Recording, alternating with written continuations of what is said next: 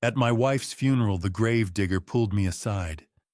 "Sir, your wife paid me to bury an empty coffin." I thought he was crazy. Stop joking. He secretly slipped an old brass key into my hand and whispered, "Don't go home. Go to Unit 24. Right now." Inside Unit 24, I found something that left me frozen. And in that moment, I knew I had to save my own life before it completely collapsed. Welcome to this story. Before we open the door to Unit 24, please like the video, subscribe to the channel, and tell me where you're watching from. One quick note: this is a fictional story, and some details are dramatized to make the narrative more engaging and meaningful. The gravedigger's hand clamped onto my bicep like a rusted vice, just as I turned to leave my wife's side for the last time. It was an abrupt, jarring physical intrusion that felt like a sacrilege against the silence of Oakland Cemetery. I am Brooks Sterling, a 68-year-old retired bridge inspector, with a gaze as steady as the steel beams I once surveyed. But in that moment, I felt my internal pillars beginning to buckle. I stood alone as the red Georgia Qley was shoveled onto the mahogany casket that supposedly held Alara, my wife of 40 years. The air was thick enough to chew a humid Atlanta afternoon, heavy with the cloying scent of lilies and the sharp, metallic tang of fresh, wet earth. Every thud of the shovel against the wood resonated in my teeth, a rhythmic reminder of a structural failure I couldn't fix. The crowd of mourners had already begun to drift toward the line of black town cars, leaving me to face the red mound and the man who wouldn't let go of my arm. Leander Finch, 58, a cemetery groundskeeper whose skin was tanned to leather by the Georgia sun, intercepted me as the crowd began to thin. He looked frantic, his eyes darting toward the retreating figures of my daughter Juniper and her husband Garrett. He leaned in close, bringing with him the pungent smell of cheap tobacco and damp subterranean earth. His grip tightened, pulling me slightly away from the path. "Sir, do not walk away." He whispered, his voice a dry rasp that sounded like dead leaves skittering over granite. "Not yet. I have a contract, 20 years in the waiting. Have you ever felt the world tilt on its axis while your feet stayed firmly on the ground?" I looked at his weathered face, trying to find the spark of madness that would explain this interruption. But all I saw was a terrifying bureaucratic certainty. The humid air seemed to freeze in my lungs. My mind, trained to look for fractures and stress points, couldn't find a logical explanation for why a groundskeeper would be citing a 2-decade-old contract at my wife's graveside.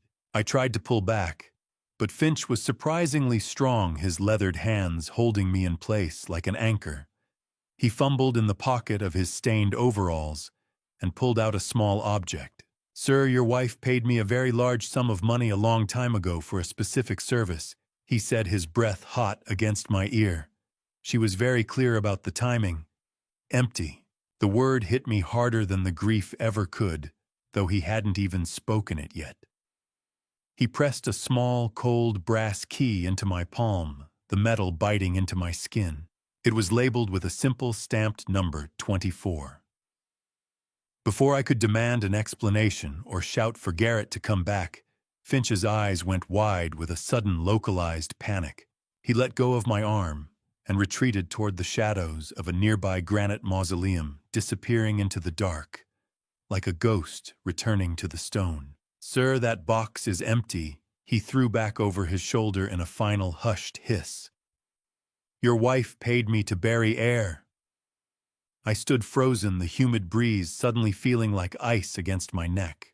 I looked down at the small brass key biting into my skin, then back at the mound of fresh dirt that was supposed to hold my wife, and realized my entire life had just become a structural lie. A heavy, warm palm landed on my shoulder, nearly making me drop the brass key into the very mud I had just learned was a lie. I flinched, my fingers tightening around the cold metal as I forced my hand deep into my trousers pocket. The weight of it pressed against my thigh like a brand, a physical secret I wasn't prepared to share. Garrett Kendrick, 34, a sharply dressed mergers and acquisitions director, placed a comforting hand on my shoulder. his eyes showing a grief that looked disturbingly real. He smelled of an expensive woodsy cologne that seemed out of place among the scent of wet red clay and wilting lilies.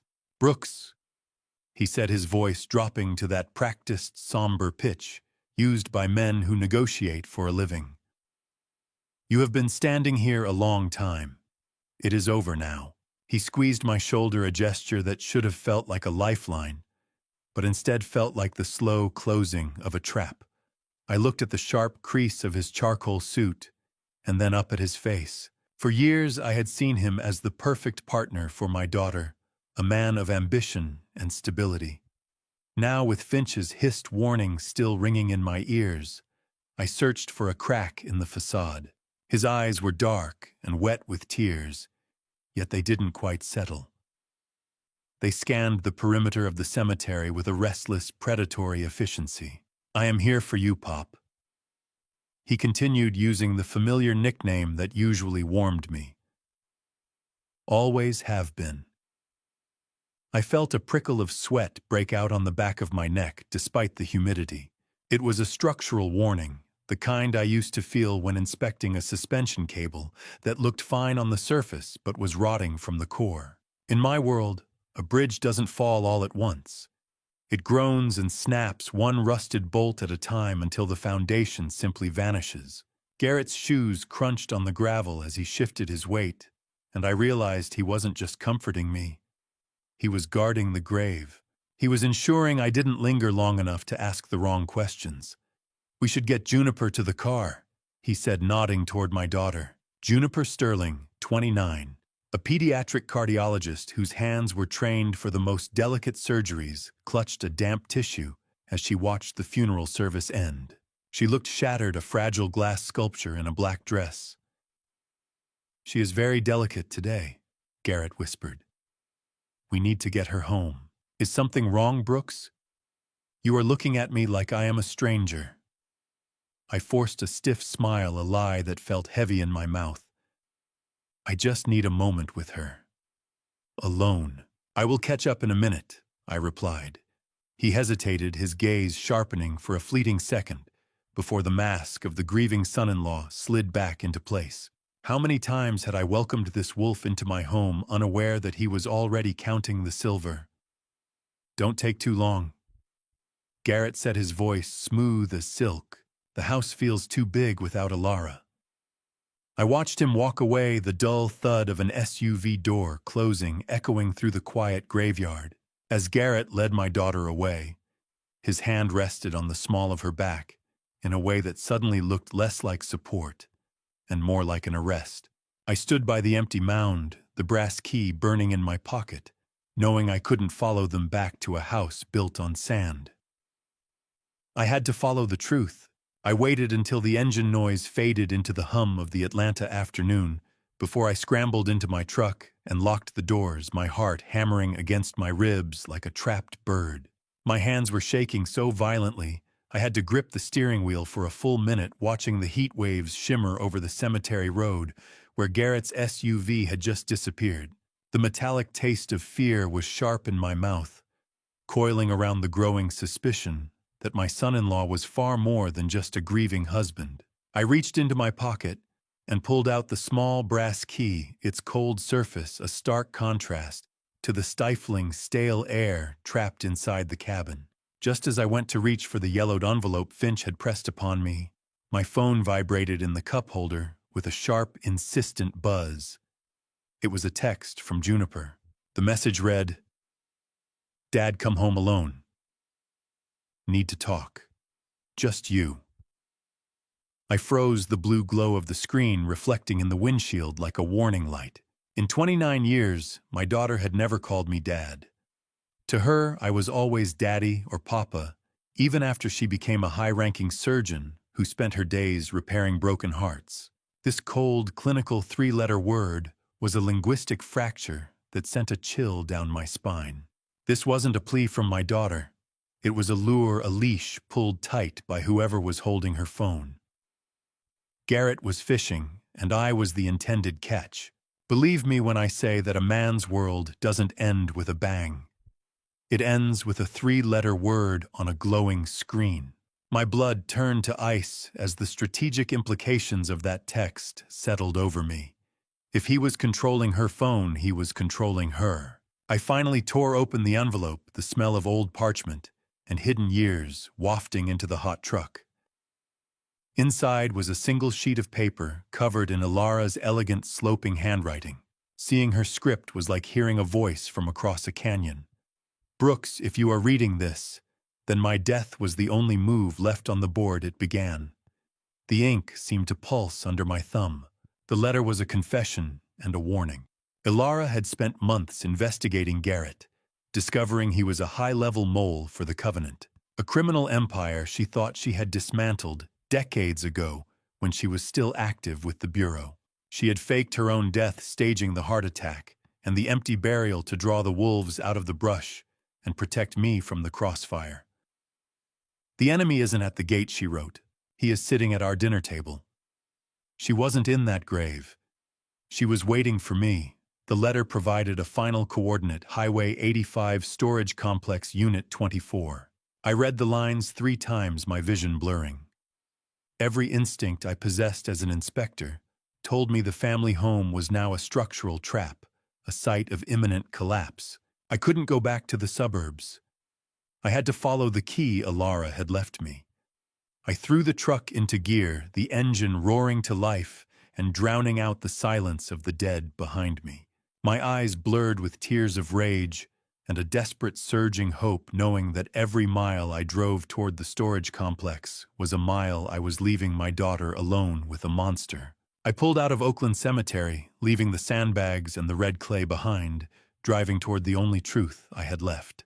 The rhythmic thud of tires on the expansion joints of Highway 85 felt like a heavy industrial heartbeat against the soles of my feet. Memories are like structural stress fractures. You don't notice the damage until the entire bridge starts to scream under the weight of the truth. I gripped the steering wheel, my knuckles white and aching, while the flickering light of the dashboard cast long, jittery shadows against my face. The rage I felt for Garrett was a cold, hard knot in my gut. But underneath it, a much older foundation was beginning to crumble. My mind, desperate to find an anchor, drifted back to a rain-slicked night in the spring of 1996. I could almost smell the rain hitting the kitchen window of our old house, that clean, sharp scent that always promised a fresh start. Ilara was sitting at the table, a cup of tea between her hands, the cold steam rising from it in a thin, forgotten ribbon. I remembered the way her hands were shaking, a tremor I had never seen in the woman who once spent hours calmly cataloging rare manuscripts at the university library. Brooks. I didn't spend my days cataloging books, she had whispered, her voice barely audible over the patter on the glass. I spent them cataloging monsters. The identity reveal had hit me like a physical blow. My quiet, book-loving wife was actually an FBI undercover specialist, the primary architect behind the destruction of a billion-dollar criminal empire called the Covenant. It's over now, she had promised me, looking me in the eye with a terrifying intensity I was only just beginning to understand. The Covenant is dismantled. We're safe. I had built my family on a bed of sand, convinced the concrete I saw on the surface was thick enough to withstand any storm. In that 1996 kitchen, Ilara explained the $1, $2 billion empire she helped topple and her decision to quit the Bureau to protect our infant daughter Juniper. I'm choosing us, Brooks, she had said, her voice finally steadying. I'm choosing Juniper. They think I'm just a witness. They'll forget my name in a year. I remembered the relief that had flooded through me then, a warm, naive wave that convinced me the danger had passed. I believed her when she said she was vanishing from the records, effectively erasing her professional history to become the mother our daughter deserved. For nearly 30 years, I cherished that safety, never realizing it was merely a temporary ceasefire in a war I didn't even know was still being fought. How do you look a woman in the eye for 30 years and never see the steel hidden behind the silk? The vibration of the steering wheel intensified as I pushed the truck faster toward Riverdale, the past bleeding into the present, until I could no longer tell where the memories ended and the road began. Every mile I traveled made me realize how little I truly knew about the woman I had just buried. She hadn't just quit the FBI. She had performed a vanishing act so complete, it was a rehearsal for the faked death she had just executed. I snapped back to the present, the hum of the tires on Highway 85 sounding like a countdown, and realized that Alara hadn't been hiding from the past, she had been standing guard against it. The realization left me cold, a solitary traveler on a bridge that had been burning for 30 years without my knowledge. The gravel crunched under my tires like bone, a rhythmic warning that I was crossing a threshold I could never step back over. The massive rusted sign for the Highway 85 storage complex loomed ahead, like a tombstone in the fading Georgia light. I pulled my truck into the desolate, wind-swept lot, feeling the cold weight of the brass key in my pocket pressing against my thigh. This place was a sprawl of industrial rot, smelling of ozone and wet metal, with high-voltage wires humming overhead like a swarm of angry hornets. I expected to find a deserted maze, but instead, I saw a man leaning against a black sedan near the primary gate. He had the predatory yet disciplined posture of someone used to operating in the shadows. He didn't look like a storage clerk. He looked like a threat. "You are late, Mr. Sterling," he said, his voice a low rasp that barely carried over the wind. "I didn't realize I was on a schedule," I replied, stepping out of the truck and keeping my hand near my pocket. Thane Garrison, a 52-year-old FBI special agent in charge with a salt and pepper buzz cut, waited at the gate of the Riverdale storage facility, looking more like a hardened contractor than a federal agent. He didn't offer a handshake. Instead, he flashed a badge with a practiced flick of his wrist. It was a badge I recognized from the subtext of Alara's old stories, the kind issued to men who lived in the black budget world of the Bureau. I realized then that this complex wasn't just a place for old furniture. It was a sanctioned FBI black site that my wife had been utilizing for months right under my nose. A badge, a gun, a lie. It was Alara's trinity. Garrison watched me with a clinical detachment that set my engineer instincts on edge. "She said you would be wearing the tie she gave you for your 30th anniversary. He noted, his gaze lingering on my collar. She was right. I felt a surge of reluctant trust, mixed with a breathless, agonizing anticipation. "Where is she, Garrison?" I demanded, my voice tight with restrained anger. "No more games." He didn't answer immediately. He turned and began walking into the rows of corrugated metal units, the glare of the setting sun bleeding off the steel. "The Covenant has ears everywhere, Brooks," he whispered without looking back. "Keep your voice down and your eyes moving."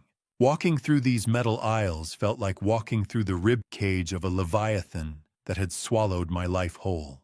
Garrison explained that the facility was under federal contract for sensitive relocations, but the real shock came when he admitted that Alara hadn't just reached out to them recently. "She never truly left their payroll," he said, his boots echoing on the pavement. "She has been a deep cover consultant for decades." The realization was a cold, physical weight. While I was inspecting bridges and worrying about retirement, my wife was coordinating federal operations from our own zip code. Garrison stopped at a door that looked identical to 100 others, but when he nodded at the padlock of Unit 24, I realized the key in my pocket wasn't just for a room. It was for the truth that would kill the man I used to be. My heart hammered against my ribs, a frantic rhythm of dread and hope as I reached for the lock. The key slid into the lock with a click that sounded like a gunshot in the silent facility. The silence in that corridor didn't feel like peace. It felt like the breath a man takes right before he jumps into an abyss. I stood frozen before the corrugated steel door of Unit 24, my fingers trembling as they gripped the brass. My mind, usually busy analyzing the structural integrity of suspension cables or the load-bearing capacity of reinforced concrete, was struggling to process the monumental weight of the thin metal barrier in front of me. Thane Garrison watched me with a clinical detachment, his silhouette dark against the orange glare of the setting sun at the end of the aisle. His hand rested near his sidearm, his eyes scanning the empty, shadow-drenched rows for any sign that we had been followed. The damp heat of the Georgia evening seemed to pool in this narrow alleyway, smelling of industrial grease and old dust, making every breath I took feel heavy and contested. My hands shouldn't be shaking like this. I whispered more to myself than to him. I've handled high-voltage lines in the middle of a hurricane without a flinch. Garrison didn't look at me, his focus remaining on the perimeter. Different kind of storm, Brooks. Just turn the key. I looked at the brass key, noting the fine scratches and the dull patina that suggested it had been waiting for this exact moment for decades. A secret is like a load-bearing wall. You can't just knock it down without the whole roof caving in on your head. Garrison leaned in closer, his voice a low vibration. He explained that the FBI had been hacking the facility's own security grid for months, looping the camera feeds to mask their presence. They were operating here without the storage company's knowledge, turning this commercial lot into a ghost in the machine. How long has she been in there? I asked, the metallic taste of fear returning to my tongue. Long enough to miss you, Garrison replied, and long enough to know how dangerous this is for both of you. Garrison stepped back, then granting me the solitary space a man needs when he is about to exhume his own life. Have you ever held a piece of metal that felt like it weighed 1,000 pounds? That was my key. I remembered the sound of the red clay hitting the mahogany casket just hours ago, and the crushing irony of that performance made my stomach churn. Once you open this, Brooks, the librarian is gone forever, Garrison warned. I know, I said, my voice finally finding its anchor. She's been gone since the cemetery. I was fully aware that my life was about to change forever. But Garrison's final admission added a fresh layer of frost to my blood. He admitted that the Bureau wasn't just protecting Alara. They were using her as the ultimate lure to draw out the Covenant's highest-ranking shadow members. My wife wasn't just a survivor. She was the bait in a federal trap. The lock clicked, a sharp, final sound that severed my past from my future. And as I grabbed the handle to lift the door, I realized I was terrified of who might be standing on the other side. My breath hitched in my chest as the tension reached its breaking point. I heaved the handle upward, ready to face whatever ghost was waiting in the dark. I heaved the rolling door upward, the screech of metal on metal echoing through the hollow facility. The rolling door shrieked against its tracks, a sound of tearing metal that felt like the sky opening up to reveal a ghost. My lungs were burning, and my pulse throbbed in my neck, a rhythmic reminder of the 72 hours I had spent mourning a woman who might not be dead. As the corrugated steel disappeared into the ceiling, I didn't find the dust-covered boxes or mothballed furniture I expected. Instead, I stepped into a high-tech fortress. This wasn't a storage unit. It was a war room. The space inside wasn't a storage unit at all.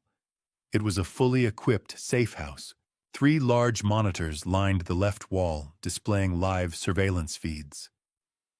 One showed the warehouse near the Chattahoochee River, another our neighborhood in real time, and a third displayed what looked like prison security footage with timestamp codes I didn't recognize. A large tactical map of Atlanta covered the right wall, marked with red pins, connected by string, the Covenant's known locations, safe houses, and operational cells spreading like a cancer across the southeast. File boxes stamped FBI, classified in bold red letters, were stacked beneath a metal desk. The air smelled of fresh coffee and printer ink, as if someone had been working here for weeks, living here, waiting. And then I saw her. A figure rose from behind a bank of monitors silhouetted by the azure glare of the screens. Alara Sterling, 66, was known to the neighborhood as a retired librarian. But inside Unit 24, she stood with the sharp, lethal posture of the undercover agent she had been 30 years ago.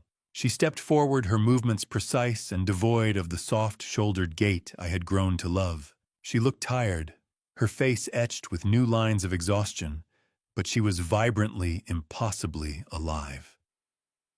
"Brooks," she said, her voice a soft anchor in the storm of my confusion. I'm sorry. I'm so sorry.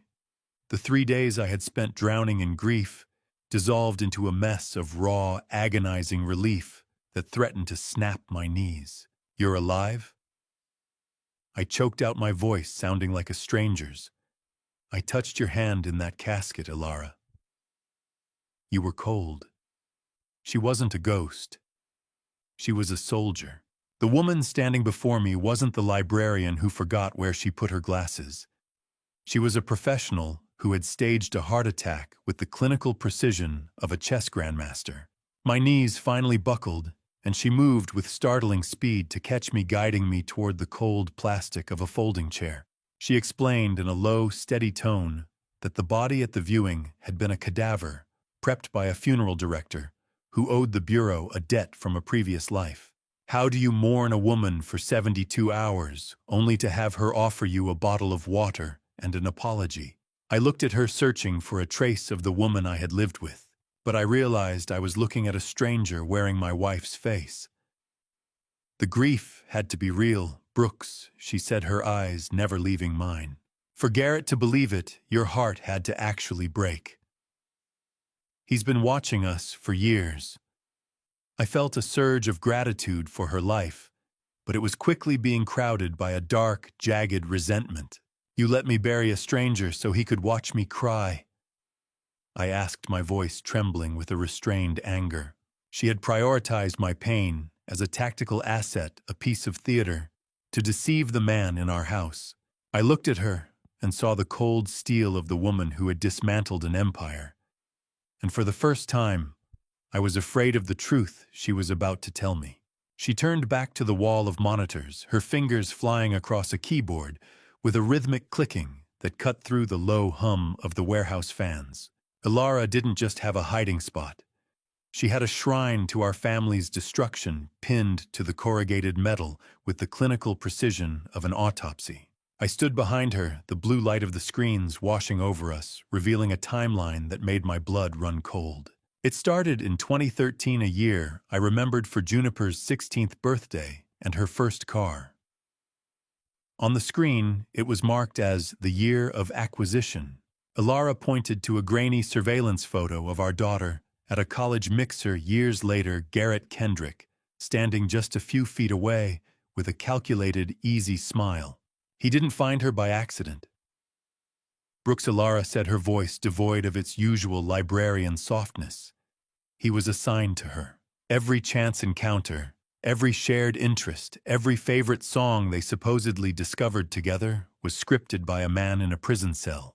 I felt a chilling horror settle in my bones as she explained that Garrett had been handpicked by the leader of the Covenant, the same monster Ilara had helped put away decades ago. 28 years ago, I testified against the Covenant. I worked undercover for 18 months, Brooks posing as a bookkeeper for one of their front companies, a shipping firm in Savannah. I saw everything. The wire transfers moving through shell corporations in the Caymans, the drug shipments hidden in legitimate cargo containers, the cold-blooded executions of anyone who asked too many questions. When a 16-year-old dock worker named Marcus stumbled onto a heroin shipment and was killed, for it shot twice in the head and dumped in the river, I knew I had to come forward. My testimony put 12 men behind bars, including the boss. But it also painted a target on my back, on our family, that never really went away. They wanted me dead, Brooks. They still do. He was the ultimate weapon of proxy revenge, a man engineered to be our daughter's perfect match, just so he could eventually tear her heart out from the inside. Lies are like termites. They eat the heart out of your home while you're busy worrying about the paint on the shutters. I had spent 11 years thinking I was a good judge of character, yet I had welcomed a sleeper agent into my home with open arms. Ilara described the training Garrett underwent, a disciple raised from childhood to be the perfect son-in-law while remaining fundamentally loyal to the organization.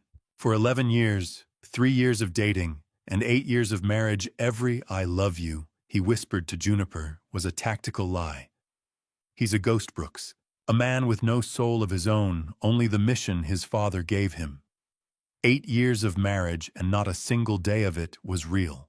I looked at a digital photo of our wedding day, seeing Garrett standing between Ilara and me, his arm around Juniper. He wasn't her husband. He was her hunter. In that flickering blue light, his beaming smile looked like a bared teeth snarl.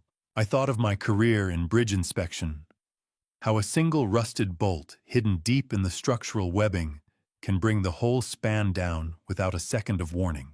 I had walked her down the aisle. I had placed her hand in the palm of a monster and felt proud of the man she had chosen. The smell of stale coffee in the unit felt suffocating as the weight of my own failure crushed the air from my lungs. The sharp edges of the evidence photos on the screen seemed to cut into my eyes. I felt the bile rise in my throat as Ilara pulled up a second folder, her face going grim as she whispered, "And that isn't even the worst of it, Brooks. He has a life we never saw." I stared at the monitors, realizing the man I had called my son was a structural lie of the most lethal kind. Garrison stepped forward, holding a thick manila folder labeled Kendrick, Secondary. He didn't speak. He simply slid a glossy surveillance photo across the metal desk, the image cutting through my composure like a jagged piece of glass. I stared down at the photograph, and for a moment the steady hum of the safe house air purifier seemed to stop entirely. The image showed Garrett Kendrick standing in a sunny driveway in Columbus, Ohio. He wasn't wearing his tailored Atlanta suits. He was in a t-shirt and jeans, looking relaxed in a way I had never seen. Beside him stood a woman with blonde hair, and gripping his hand was a 5-year-old boy. The child had Garrett's exact jawline, the same high forehead, and the same inquisitive tilt of the head. This was taken 3 weeks ago. Garrison said the faint smell of his leather holster drifting toward me in the cramped space. He is not just a mole, Brooks. He is a bigamist with a documented active second life. That boy. I whispered, my teeth clicking together as I clenched my jaw. He looks just like Garrett did in those old surveillance photos you showed me. The sickening realization of a double-layered betrayal hit me like a physical blow. While Garrett was supposedly traveling for business or spending late nights at the office in Atlanta, he was actually maintaining a legal life with a primary family that had no idea Juniper existed. He has a son, Garrison said, his voice flat and clinical. An 8-year-old boy named Caleb. His real wife, her name is Miranda, lives in a safe house in Macon under a false identity provided by the Covenant. She thinks Garrett is a traveling consultant. The boy has no idea his father is married to someone else. The boss has known about them the entire time. He's been holding Caleb's safety over Garrett's head for years, Brooks. If Garrett ever tried to back out, if he ever showed mercy to your family, the Covenant would kill the boy. That's how they ensure loyalty, not through money or ideology, but through the threat of murdering the people their soldiers love most. Caleb is the anchor that keeps Garrett chained to this nightmare. Ilara moved closer, the flickering blue light from the monitors reflecting off the folder in my hands. She detailed how Garrett managed the logistics, utilizing the Covenant's vast resources to create shell companies and airtight travel itineraries. Every holiday, every anniversary, and even the emergencies that called him away from our dinner table were calculated rotations between his two worlds. He was a house with 2 front doors, and we were the ones locked in the basement of his lies. The structural integrity of my entire reality was now completely liquidated, leaving me with a sense of intellectual vertigo that made the floor feel like it was pitching beneath my feet. He's been playing both sides of the fence for a decade. Ilara said, her voice tight with a cold, professional fury. Juniper was the job. Ohio was the life. Or maybe it was the other way around. It didn't matter. The result was the same. My daughter had spent 8 years sharing a bed with a man who was essentially a ghost, a master of mirrors who had erased our true presence to satisfy a mission of revenge. I stared at the photo of the young boy, realizing he was the true blood legacy of the man Ilara had put in prison. He wasn't just lying to us. He was erasing us. I saw the cycle of violence being prepped for another generation, a silent blueprint for future destruction. The weight of the brass key in my pocket suddenly transformed from a burden into a weapon, and I felt a cold, sharp-edged determination take hold. I didn't just invite a monster into my house, I said, my voice barely a rasp. I invited a ghost. But the most terrifying part was what Garrison told me next. The Ohio family wasn't just his real life. They were collateral held by the Covenant boss to ensure Garrett followed through with our execution. My fingers curled into a fist as I looked at Garrison and whispered, "We're out of time, aren't we?" And he didn't even have to look at the monitors to give me the answer. Holding my phone felt like holding a live grenade. One wrong word, one tremor in my voice, and I'd be the one to pull the pin on my daughter's life. I reached for the device in the quiet sanctuary of the safe house, my thumb hovering over Juniper's contact name, while my vision swam. Behind me, Ilara stood like a statue carved from ice, her hand gripping my shoulder with a strength that was far more tactical than comforting. I wasn't just calling to hear her voice. I was the bait for a digital trap, a means for Garrison to ping the exact GPS location of Garrett's vehicle. My engineering mind tried to calculate the exact frequency of a father's voice, a tone that wouldn't betray a man who had just seen his wife rise from the dead. I hit dial. The phone rang once, twice, 3 times, each tone sounding like a hammer, striking a hollow iron pipe in my ears. "Breathe, Brooks," Ilara whispered, her breath hot against my neck. "You're her father. Just her father." I closed my eyes, trying to find the man I was before the funeral, before the brass key, before the lies. "I don't know if I can lie to her," I murmured. But then the line clicked open. Daddy Juniper's voice was raw, exhausted, from a day of burying a mother who was currently standing 3 inches away from me. "I was just about to call you. Garrett said we needed some air, that the house was getting too small." I heard the low, steady thrum of a car engine in the background, and then the distinct, rhythmic click of a turn signal. It was a mundane sound, the kind you hear 1,000 times a day, but now it sounded like the ticking of a countdown. A phone call is just a bridge made of air, and right now I was watching mine crumble before I could even cross it. "Where are you, sweetheart?" I asked, forcing my voice into a mold of weary concern. "Exactly where we're just heading out for a private dinner," she said, her breathing shallow. "Somewhere near the river. Garrett wants to escape the mourners. How do you tell your child the man she's sleeping next to is a sleeper agent, without making her the next casualty?" I could practically feel Garrett's presence through the speaker, likely holding the steering wheel with one hand while the other scanned the mirrors. "Tell Garrett to drive safe," I said, my heart hammering against my ribs. "It gets foggy near the river this time of year." I heard a muffled exchange in the car, a low rumble of a male voice I once trusted. "He says he's got it." Daddy Juniper replied, her voice trailing off.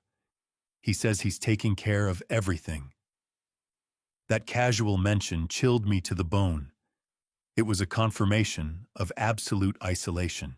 He had already moved her away from her friends, her cousins, and now he was moving her away from the world. I ended the call with a hollow promise to see her tomorrow, a word that felt like a cruel joke. I hung up and looked at Garrison, who was staring at a map on a glowing monitor. A blinking red dot was heading straight for the industrial district, far from any reputable restaurant. He looked at me, his face grim, and whispered the words that stopped my heart. "He's not going to a restaurant, Brooks. He's taking her into the dark." Garrison's fingers blurred across the keyboard, his face illuminated by the cold blue phosphor of the monitors as he chased a ghost across the digital grid of Atlanta. I stood paralyzed behind him, my heart hammering against my ribs in a frantic, uneven rhythm that mirrored the stuttering red dot on the screen. The flickering blue light of the monitors cast long, skeletal shadows against the corrugated metal walls of the safe house, making the room feel like an industrial tomb. I watched as Juniper's GPS signal deviated sharply from the main thoroughfare, abandoning the path to any reputable restaurant or commercial district. Garrett wasn't just driving her. He was being followed by a tactical backup team from the Covenant to ensure the job was finished. Garrison pulled up a live traffic feed from a nearby intersection, the grainy texture of the footage highlighting the silver sedan as it blew through a yellow light. The car moved with a terrifying, purposeful speed that mocked the pretense of a casual dinner. "He's heading for the old cotton district," Garrison muttered, his eyes never leaving the display. "There's nothing there but rust and regret." I leaned over his shoulder, my cold sweat soaking into the collar of my shirt.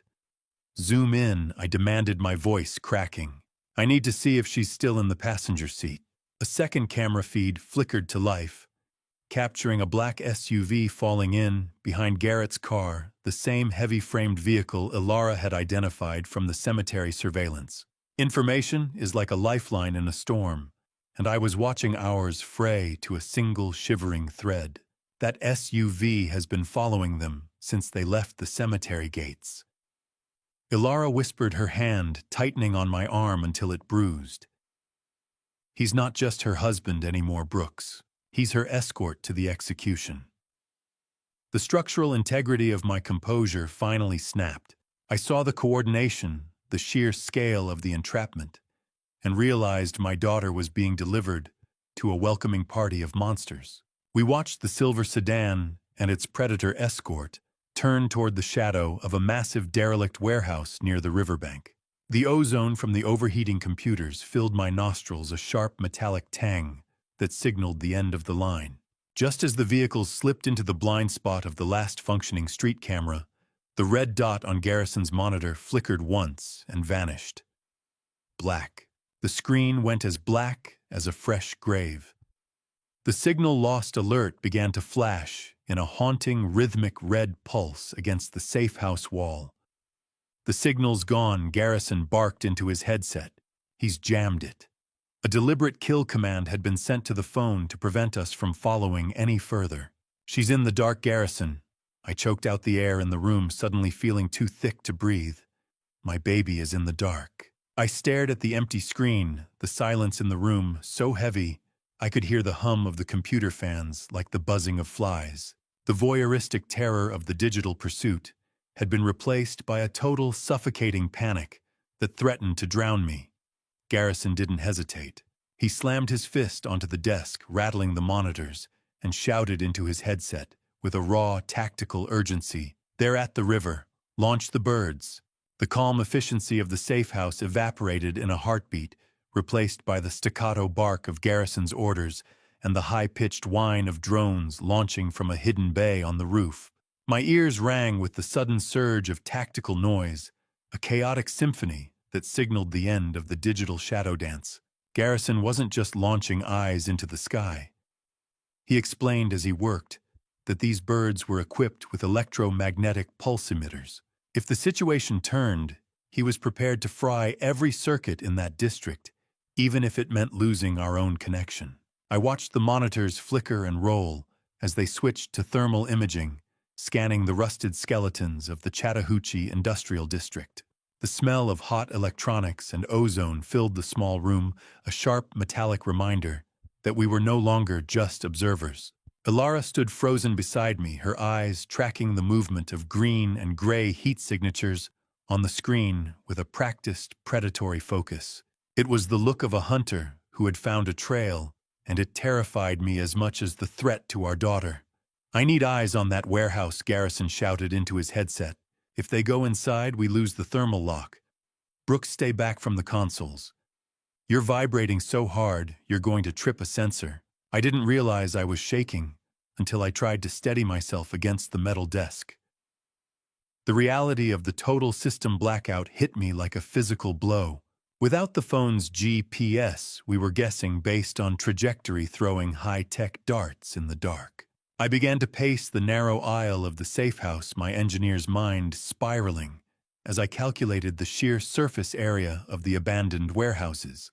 Have you ever watched your world turn into a series of green and gray heat blobs on a screen and realized your heart was the only thing still warm in the room? I felt a cold sweat prickling the back of my neck as the scale of the trap became clear.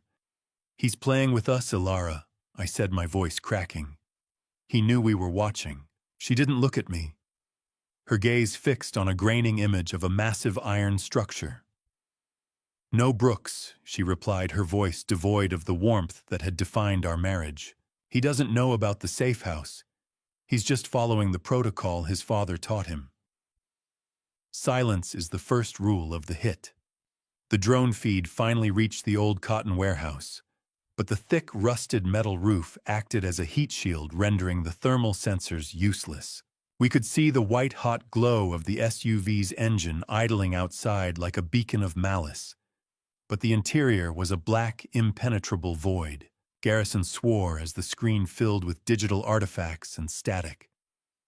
"We're blind," he growled. "The interior is dead air.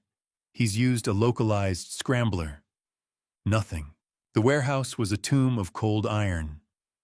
"Then we go," I said, the helplessness in my chest turning into a sharp, jagged resolve. "Now, before the dark becomes permanent." Ilara finally turned to me, her face grim. She revealed she had known about this specific warehouse for years. It was a Covenant cleaning station, a place designed for making people vanish.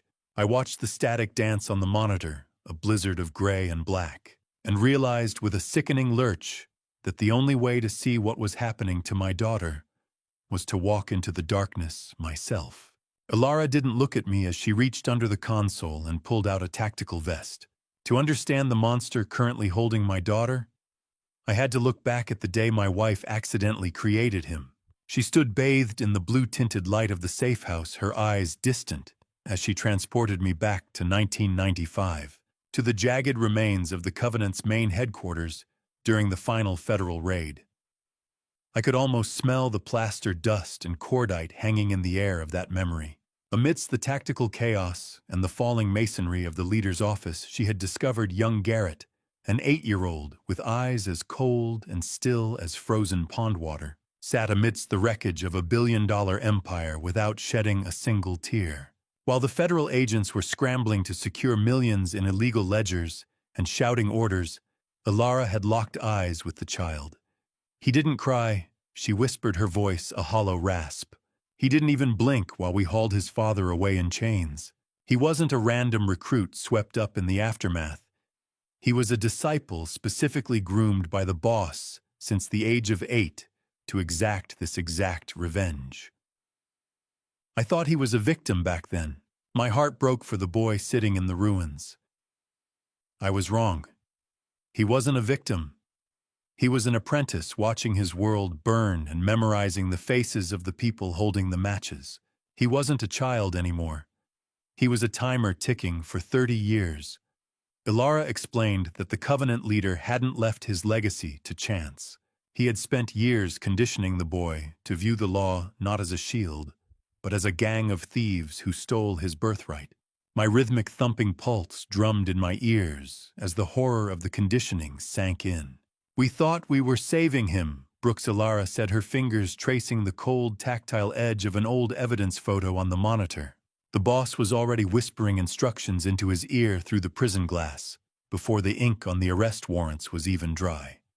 He was 8. I found myself asking how an 8-year-old could carry that much hate, but the answer was staring at me from the screen. Hate is a structural flaw that grows in the dark, and we were the ones who turned out the lights. Ilara's confession took a darker turn as she admitted she was the one who personally signed the paperwork for Garrett's childhood relocation into the foster system, believing it was the only way to give him a clean slate. She had unintentionally provided the perfect cover he needed to grow up, change his name, and begin his long-game hunt for our family. She was the unwitting architect of our own infiltration, the one who handed the wolf the key to the sheepfold. I looked at the monitors at the dark warehouse by the river and realized Garrett wasn't just working for a criminal boss. He was trying to win back the father my wife had taken from him. The haunting image of those young frozen eyes stayed with me, a ghost, raised for war, who was now standing over my daughter with a knife hidden in his smile. We weren't just fighting a mole. We were fighting 30 years of patient, nurtured rage. I slammed my fist onto the workstation's cold metal surface, the vibration rattling the monitors and snapping the heavy silence of the safe house. The sting in my hand was a sharp, welcome distraction from the suffocating terror clawing at my throat. I stood over the consoles looking at the black void on the screens where my daughter's life was being erased in real time. "You are an Agent Garrison, but I am her father," I said, my voice vibrating with a raw, paternal ferocity I hadn't felt in decades. "I am the only bridge she has left. I am not sitting here while she is trapped in a cleaning station." Garrison didn't move, his eyes fixed on the rolling logs of the drone feed. "You'll get yourself killed before you even reach the perimeter, Brooks." He countered, his tone clipped and professional. "My team is moving as fast as the protocols allow." But as I watched him, I saw the flicker of hesitation in his eyes. My engineering mind, trained to spot the slightest structural shift, realized that Garrison wasn't just following a manual. He was under orders to capture the Covenant boss alive, even if that priority increased the risk to Juniper. Have you ever looked at a federal agent and realized that to him, your daughter's life is just a line item in a budget? I wasn't going to let her be the acceptable loss in his career-making bust. Before I reveal the truth about the equipment I was about to carry, I want to check in with you. On a scale of 1 to 10, how would you rate the intensity and grip of this story so far? Drop your score in the comments with a quick reason why. Please note, the next part includes recreated details for narrative purposes to deepen the emotional impact. Ilara stepped into the light, her face a mask of tactical resolve. "She was right, Thane," she said, her voice cutting through the tension. "Garrett doesn't fear the Bureau. He fears his own conscience, and he only listens to family." She began pulling tactical gear from a hidden locker, the metallic click of the buckles echoing like a clock ticking down. Garrison realized he had lost control of his witnesses. "Fine," he barked, pulling a comms earpiece from his pocket. "But you follow my lead, or I will have you both in federal custody before the sun rises." The preparation was a blur of steel and nylon. Brooks was fitted with a low-profile tactical vest, the weight of it pulling at my shoulders, making the danger feel physical rather than digital. The cold glare of the fluorescent lights glinted off the gear. Ilara adjusted the straps of my vest, her eyes meeting mine with a secret, fierce intensity. As she did, she leaned in her body, shielding the movement, as she slipped something into a hidden pocket of her own rig, a secondary personal insurance policy that I knew Garrison hadn't authorized. I could smell the gun oil and the faint scent of floor wax in the cramped space. Garrison stepped toward me, his face grave. "Don't be a hero, Brooks. Just be a father." "At this point, Garrison, I don't see the difference," I replied, the static hum of the earpiece already beginning to buzz in my ear. Click. The earpiece fit like a death sentence. Garrison handed me the comms unit, his eyes searching mine for a crack in my foundation. But all he found was the cold, hard steel of a man who had nothing left to lose. The humidity of the Chattahoochee hit me like a physical blow, a wet, heavy shroud that smelled of river mud and dying industries. As we stepped out from the sterile, filtered air of the storage complex, the night swallowed us whole. I felt the cold weight of the comms earpiece in my ear, a tiny vibrating link to Garrison that felt increasingly flimsy against the vast, dark silence of the riverbank. We moved through a dense wall of riverbank vegetation, following a path that looked like nothing more than shadows and rot to me. Ilara, however, navigated the terrain with a terrifying, silent fluidity I had never witnessed in 3 decades of marriage. She wasn't the librarian I had shared coffee with every morning. She was a predator returning to a familiar hunting ground. I noticed her hand snap out in a series of sharp signals flicks of the wrist, and positioned fingers I didn't recognize. It was clear her retirement had been a lie even to me. She had maintained specialized training while I was busy inspecting bridge joints. "Watch your step, Brooks," she whispered, her voice barely a ripple in the humid air. "Sound travels over water better than it does over land." "You've done this before," I murmured, stumbling over a rusted machinery skeleton. "This exact walk." She didn't answer, her focus fixed on the hulking silhouette of the abandoned cotton warehouse that loomed out of the fog. It was a cathedral of corrugated iron and rotted timber, its jagged edges illuminated by flickering orange perimeter lamps that cast jittery finger-like shadows. This warehouse was a rusted lung, and we were the unwanted breath being sucked into its dark, hollow chest.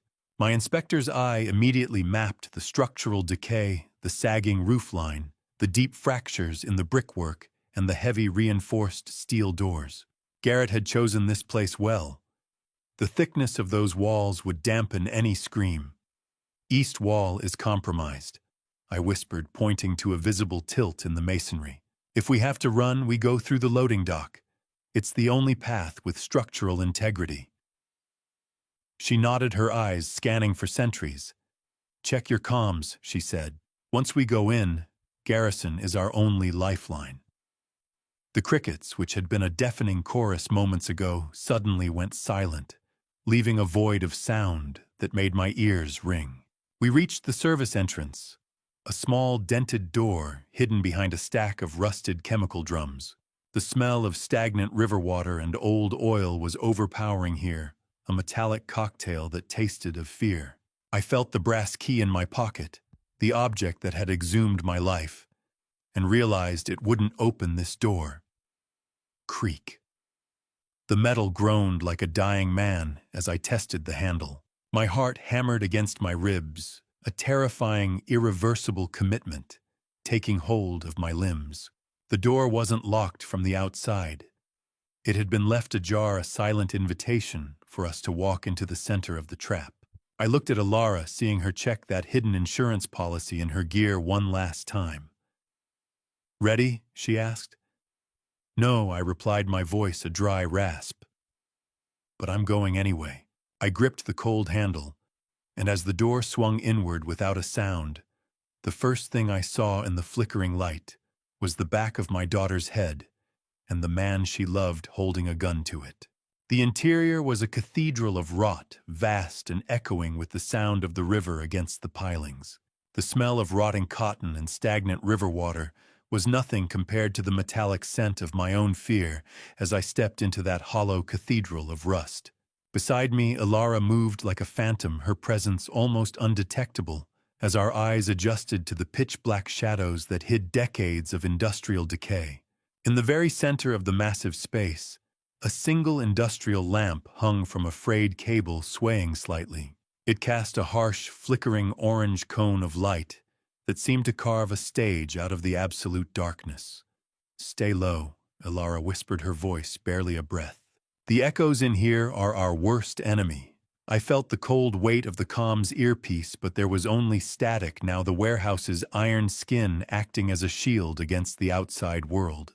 "I see her, Alara," I murmured, my heart doing a jagged dance against my ribs. "I see our little girl." Juniper was tied to a heavy wooden chair in the dead center of the light. Her face was streaked with tears, mascara running in black rivulets down her cheeks. Her wrists were bound so tightly with nylon rope that I could see the red welts even from the shadows. A gag was tied cruelly around her mouth, cutting into the corners of her lips. But what broke me wasn't the physical restraints, it was her eyes. They were wide, glassy, and utterly defeated, the eyes of someone who had already given up hope of rescue. My brilliant daughter, the pediatric cardiologist, who spent her days saving children's hearts, looked like a broken doll discarded in the center of a stage built for her execution. Garrett Kendrick stood directly behind her, his hand resting on the back of the chair, with a proprietary coldness that made my blood boil. He had meticulously lit the warehouse to ensure that whoever came for her would see exactly what he wanted them to see, a victim ready for the end. The man my daughter once called perfection was gone, replaced by a calculated predator who looked right through the darkness toward our position as if he had been counting our heartbeats. A bridge collapses when the load exceeds the strength of the steel. In this room, my heart was the bridge, and the sight of my daughter was a weight I wasn't sure I could carry. Every instinct I possessed as a father screamed at me to run into that circle of light, to tear Garrett apart with my bare hands. Don't look at his eyes. Brooks Ilara signaled, her hand clamping onto my arm with bruising force. Look at his hands. He's waiting for us. This isn't a hiding spot. It's a stage. As I prepared to step forward, the shadows around the light began to shift. The flickering orange light revealed the silhouettes of 4 men stepping out from behind rusted machinery, their rifles leveled at the entrance. Click. The sound of 4 safeties being switched off echoed like a firing squad. My strategic despair deepened as I realized we were outnumbered and outgunned. Garrison better be as close as he says he is. I thought, though, the silence in my ear told a different story. These Covenant guards weren't just there to protect Garrett. They stood with a rigid, watchful posture that suggested they were there to ensure he followed through with the hit, preventing any last-minute mercy for the family he had lived with for a decade. Garrett slowly raised his gaze to the shadows, where we stood, his face illuminated by the swaying lamp, and he smiled a cold, empty smile that told me he'd been counting our footsteps from the moment we crossed the river. He knew we were there, and he knew we had nowhere left to run. Ilara squeezed my hand. Once a silent goodbye, or a promise of war, I didn't know which. And then she stepped into the cone of light. She didn't hesitate. She stepped into that harsh circle of light with the terrifying grace of a predator returning to a kill she'd never actually finished. The flicker of the industrial lamp overhead cast deep, rhythmic shadows across her face, making her look less like my wife and more like a vengeful spirit conjured from the river fog. "Surprise, Garrett?" she said, her voice cutting through the smell of ozone and wet timber like a sharpened blade. "I'm not as easy to bury as a few sandbags." Tied to the heavy wooden chair, Juniper let out a muffled, strangled cry behind her gag, her body bucking against the ropes. Mom Juniper's voice cracked after Garrett ripped the gag away, barely a whisper that sounded like glass breaking. Her face went white, then red, then white again, as shock and disbelief collided in real time. Tears spilled down her cheeks in fresh torrents. You're alive! How is this?" How she tried to stand, but her legs buckled, still weak from hours of captivity. Her entire body shook with sobs that were equal parts relief and absolute cognitive fracture. She looked at her mother like she was staring at a ghost, her brain visibly struggling to reconcile the woman she had buried with the woman standing 10 feet away, alive and armed.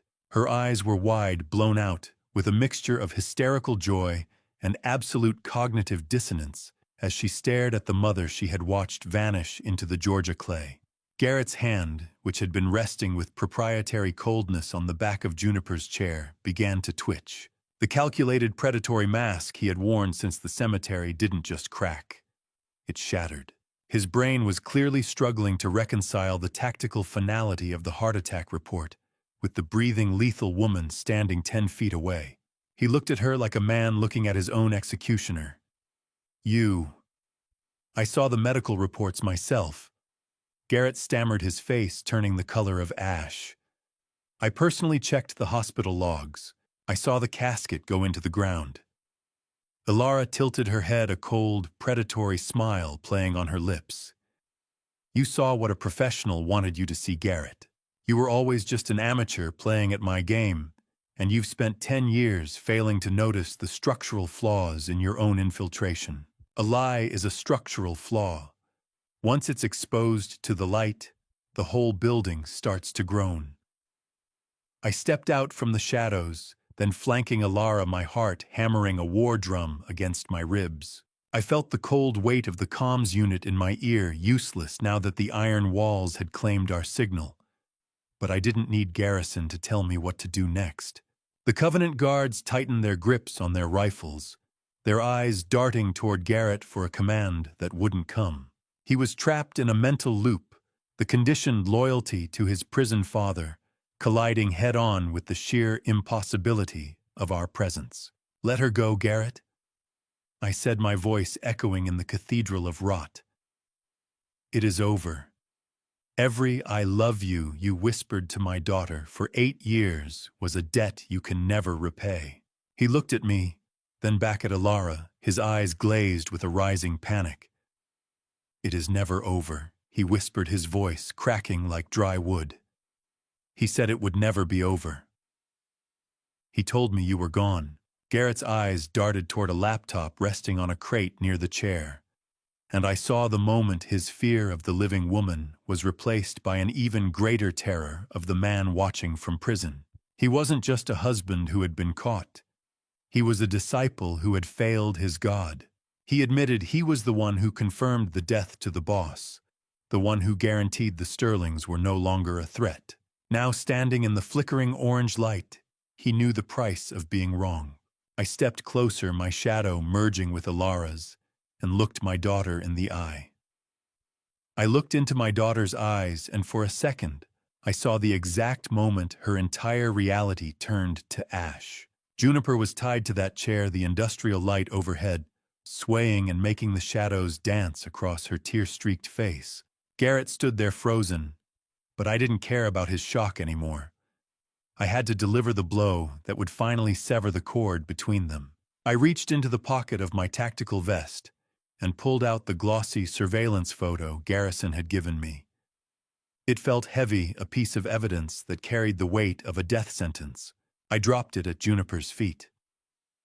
The bigamy reveal was the only way to destroy Garrett's leverage over her heart. "He's not just a criminal, Juniper," I said, my voice steady despite the stinging heat in my eyes. "He's a bigamist. He has a primary wife and a biological son in Columbus, Ohio, who looks just like him." I looked at Garrett, my jaw clenched so tight it ached. "Tell her, Garrett. Tell her about the woman in Columbus. Every business trip, every late night at the office, every single emergency that took him away from our family was just a return to his real life. A bridge doesn't just snap. It corrodes from the inside until the mere weight of a shadow can bring it down. 11 years of rust had just met the light." Juniper's muffled sobbing grew louder, a strangled sound of absolute despair. I forced her to face the decaying decade of her life. 11 years, honey. 3 years of dating and 8 years of marriage. All for a ledger and a prison grudge. You weren't his wife. You were his assignment, a tool to bypass your mother's defenses. He targeted you when you were 16, a child, because the Covenant boss told him to. The smell of grease and wet iron in the warehouse felt suffocating as I detailed the cold logistics of their plan. Every holiday, every birthday, even her wedding day, it was all just evidence of a decade-long crime. The weight of the truth seemed to physically crush her, and her cries eventually subsided into a hollow, terrifying silence. 0. That was the value of my daughter's love in his ledger. Garrett finally found his voice, but it wasn't the man Juniper loved speaking. It was the robotic tone of the disciple. He looked at her with a chilling, clinical detachment. It was a mission, he confirmed, his voice echoing in the vast, dark space. "You were always just a mission. I did what I was trained to do. My primary loyalty has always been to the man who raised me from the rubble after your mother destroyed my family." There was no trace of the husband she knew left in him. He had discarded his persona entirely, revealing that every affection he'd shown for 8 years was just a learned behavior, a tactical necessity for the hit. He was a monster who had worn a mask of love until the plastic finally melted. Juniper's head fell forward as she broke her spirit, finally giving way under the structural failure of her life.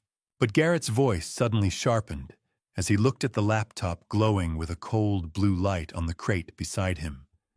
He whispered, but then something happened. Something that wasn't in the script. I saw Garrett's voice crack for the first time, a hairline fracture in the stone mask he had worn since we arrived. The chime from the laptop sitting on a nearby crate wasn't a standard notification. It was the sound of a guillotine blade sliding into its starting position. Garrett froze, his gaze fixed on the pixelated glow of the screen as his mask of professional coldness fully dissolved into a raw, unfiltered terror. I stood 3 feet away, the tactile sweat on my palms, making the tactical vest feel like a lead weight against my chest. The laptop screen flickered to life, revealing the high-contrast, shadowed face of the Covenant leader broadcasting from a federal cell. His voice was a gravelly, distorted rasp that filled the hollow warehouse, instantly silencing the rhythmic dripping of the river water. He didn't even look at Alara or me. He spoke directly to Garrett with the terrifying intimacy of a father who owns his son's soul. "You're stalling, Garrett." The boss hissed, his image stuttering with digital artifacts. "I didn't raise you to be a sentimental fool. I am just..." Confirming the targets, Father Garrett stammered, his hand shaking so violently the gun barrel traced erratic circles in the air. Have you ever seen a man's soul break in real time? It doesn't make a sound, but it's louder than any explosion. I watched as the man who had infiltrated my family for a decade crumbled before a screen. The laptop display split, showing a second grainy live feed of a suburban house in Ohio. The same house I had seen in Garrison's surveillance photos. A man in a dark hoodie stood by the front door, holding a silent, glowing device. Garrett fell to his knees on the cold concrete, the gun dipping toward the floor. Loyalty is a debt that must be paid in blood. Garrett, the boss, explained with clinical cruelty. Either the Sterlings die or your own child does. Leave him out of this. Garrett sobbed, his voice a broken wreck. He's just a boy. He is my grandson by law, the boss countered, and his life is the price of your hesitation. Tick, tick, tick. The countdown wasn't on the screen. It was in Garrett's shaking hand. I realized then that the villain of our story was also a victim, a man whose cooperation was being extorted through the direct threat of his own son's murder. The Covenant boss had anticipated this exact fracture and had placed his own men at Garrett's real home as a lethal failsafe. The warehouse guards shifted their aim, their rifles now targeting Garrett, as well as the three of us awaiting the final order from the screen. "Shoot them now," the boss commanded, his eyes twin pits of darkness in the pixelated light. "Or watch your own legacy die on your front porch. You have 10 seconds. The smell of hot electronics and ozone seemed to thicken in the air.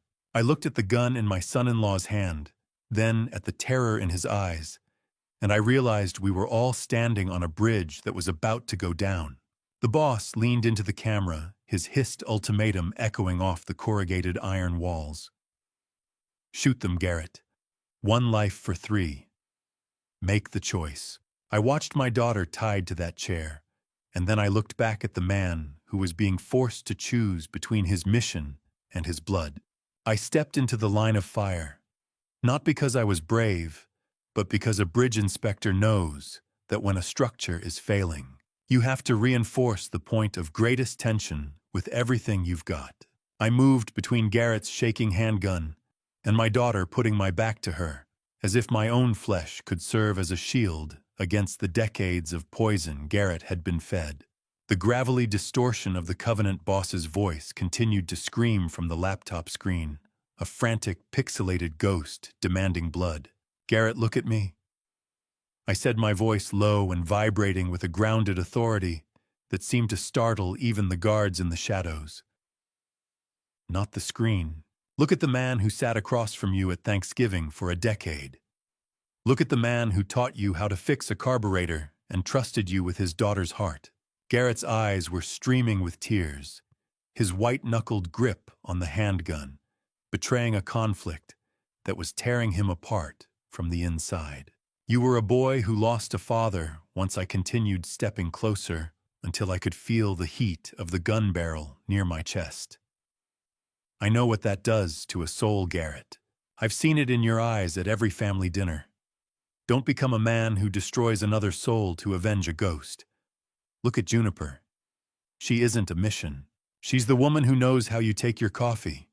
She's the woman who stayed up all night when you had the flu. She's the woman who actually loved you, Garrett, not the weapon they trained you to be. If you pull that trigger, you're not killing us. You're killing the only family who ever saw you as human." I took another step, my voice breaking.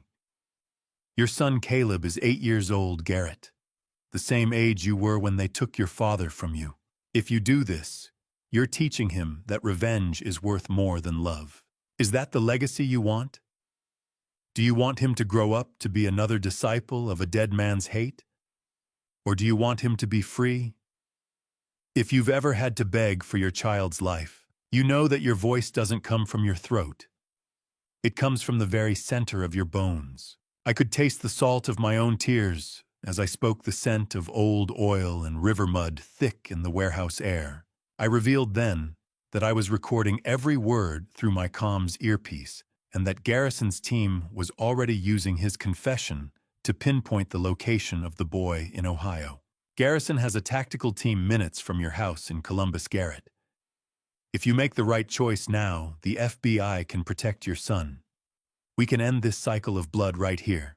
What kind of man do you want him to be? A disciple of a ghost or a free man?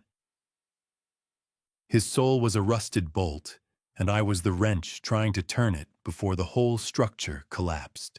Garrett admitted through a choked sob that he hadn't just tracked Juniper out of duty. He had sought us out because he was starving for the family warmth he had seen Alara offer during that 1995 raid. He wanted to be a Sterling, not a Kendrick.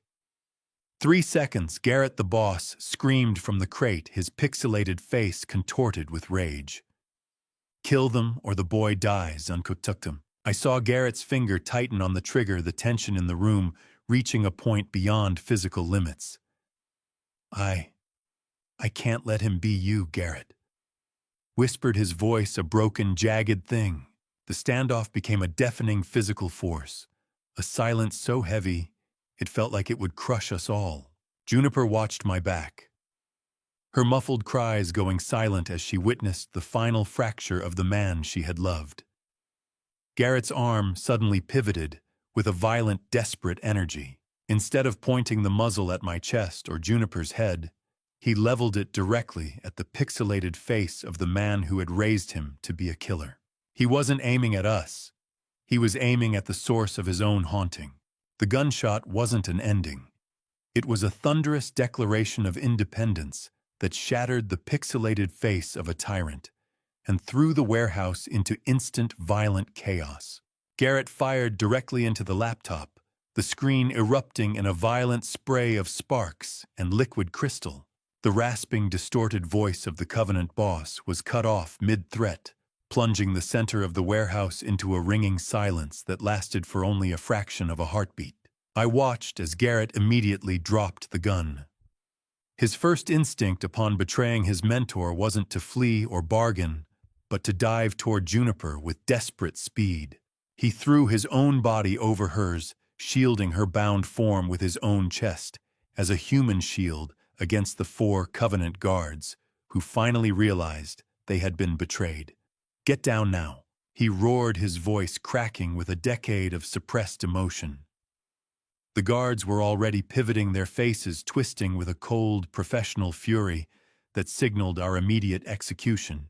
Traitor, kill them all, one of them shouted, his rifle rising to level with the back of Garrett's head. Before the guards could adjust their aim, the warehouse's main corrugated doors were blown inward by a series of high-velocity shaped charges. The sound was a tectonic shift, a pressure wave that hit my chest and knocked the absolute breath from my lungs. Flashbang grenades arced through the smoke-filled air, detonating in a blinding sequence of white light and ear-shattering concussions that froze the Covenant members where they stood. Flash. Boom. The world turned white and stayed that way. My engineering mind, ever the surveyor of structural stability, identified the exact breach points by the way the floor vibrated beneath me as the FBI tactical teams swarmed the perimeter.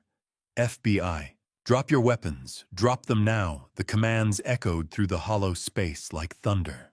I felt a surge of sudden heat as I grabbed Alara, pulling her down behind a stack of rusted chemical drums, just as the first exchange of fire began.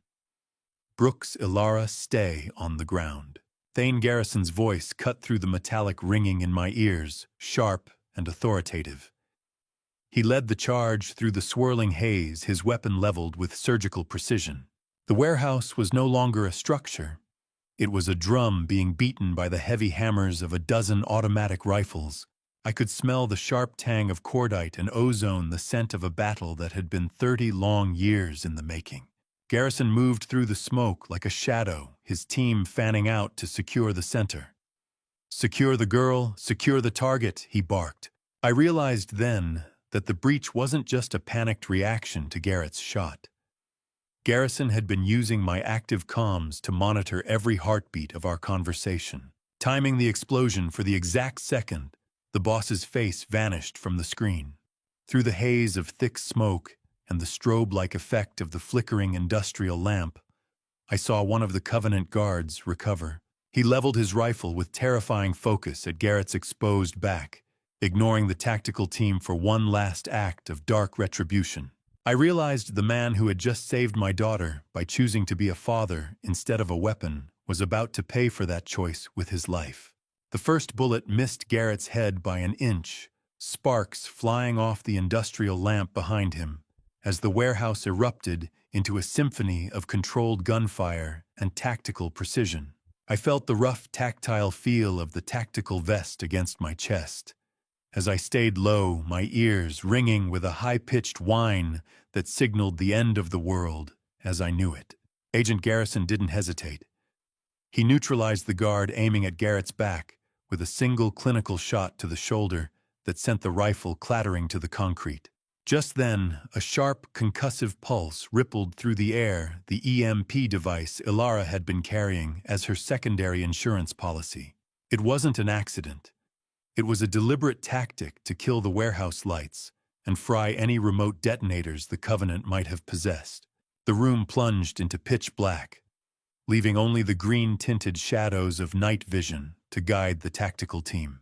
I watched through the haze as the superior numbers of the FBI swarmed the remaining guards, finishing the siege in near-total darkness, while I huddled against the rusted chemical drums.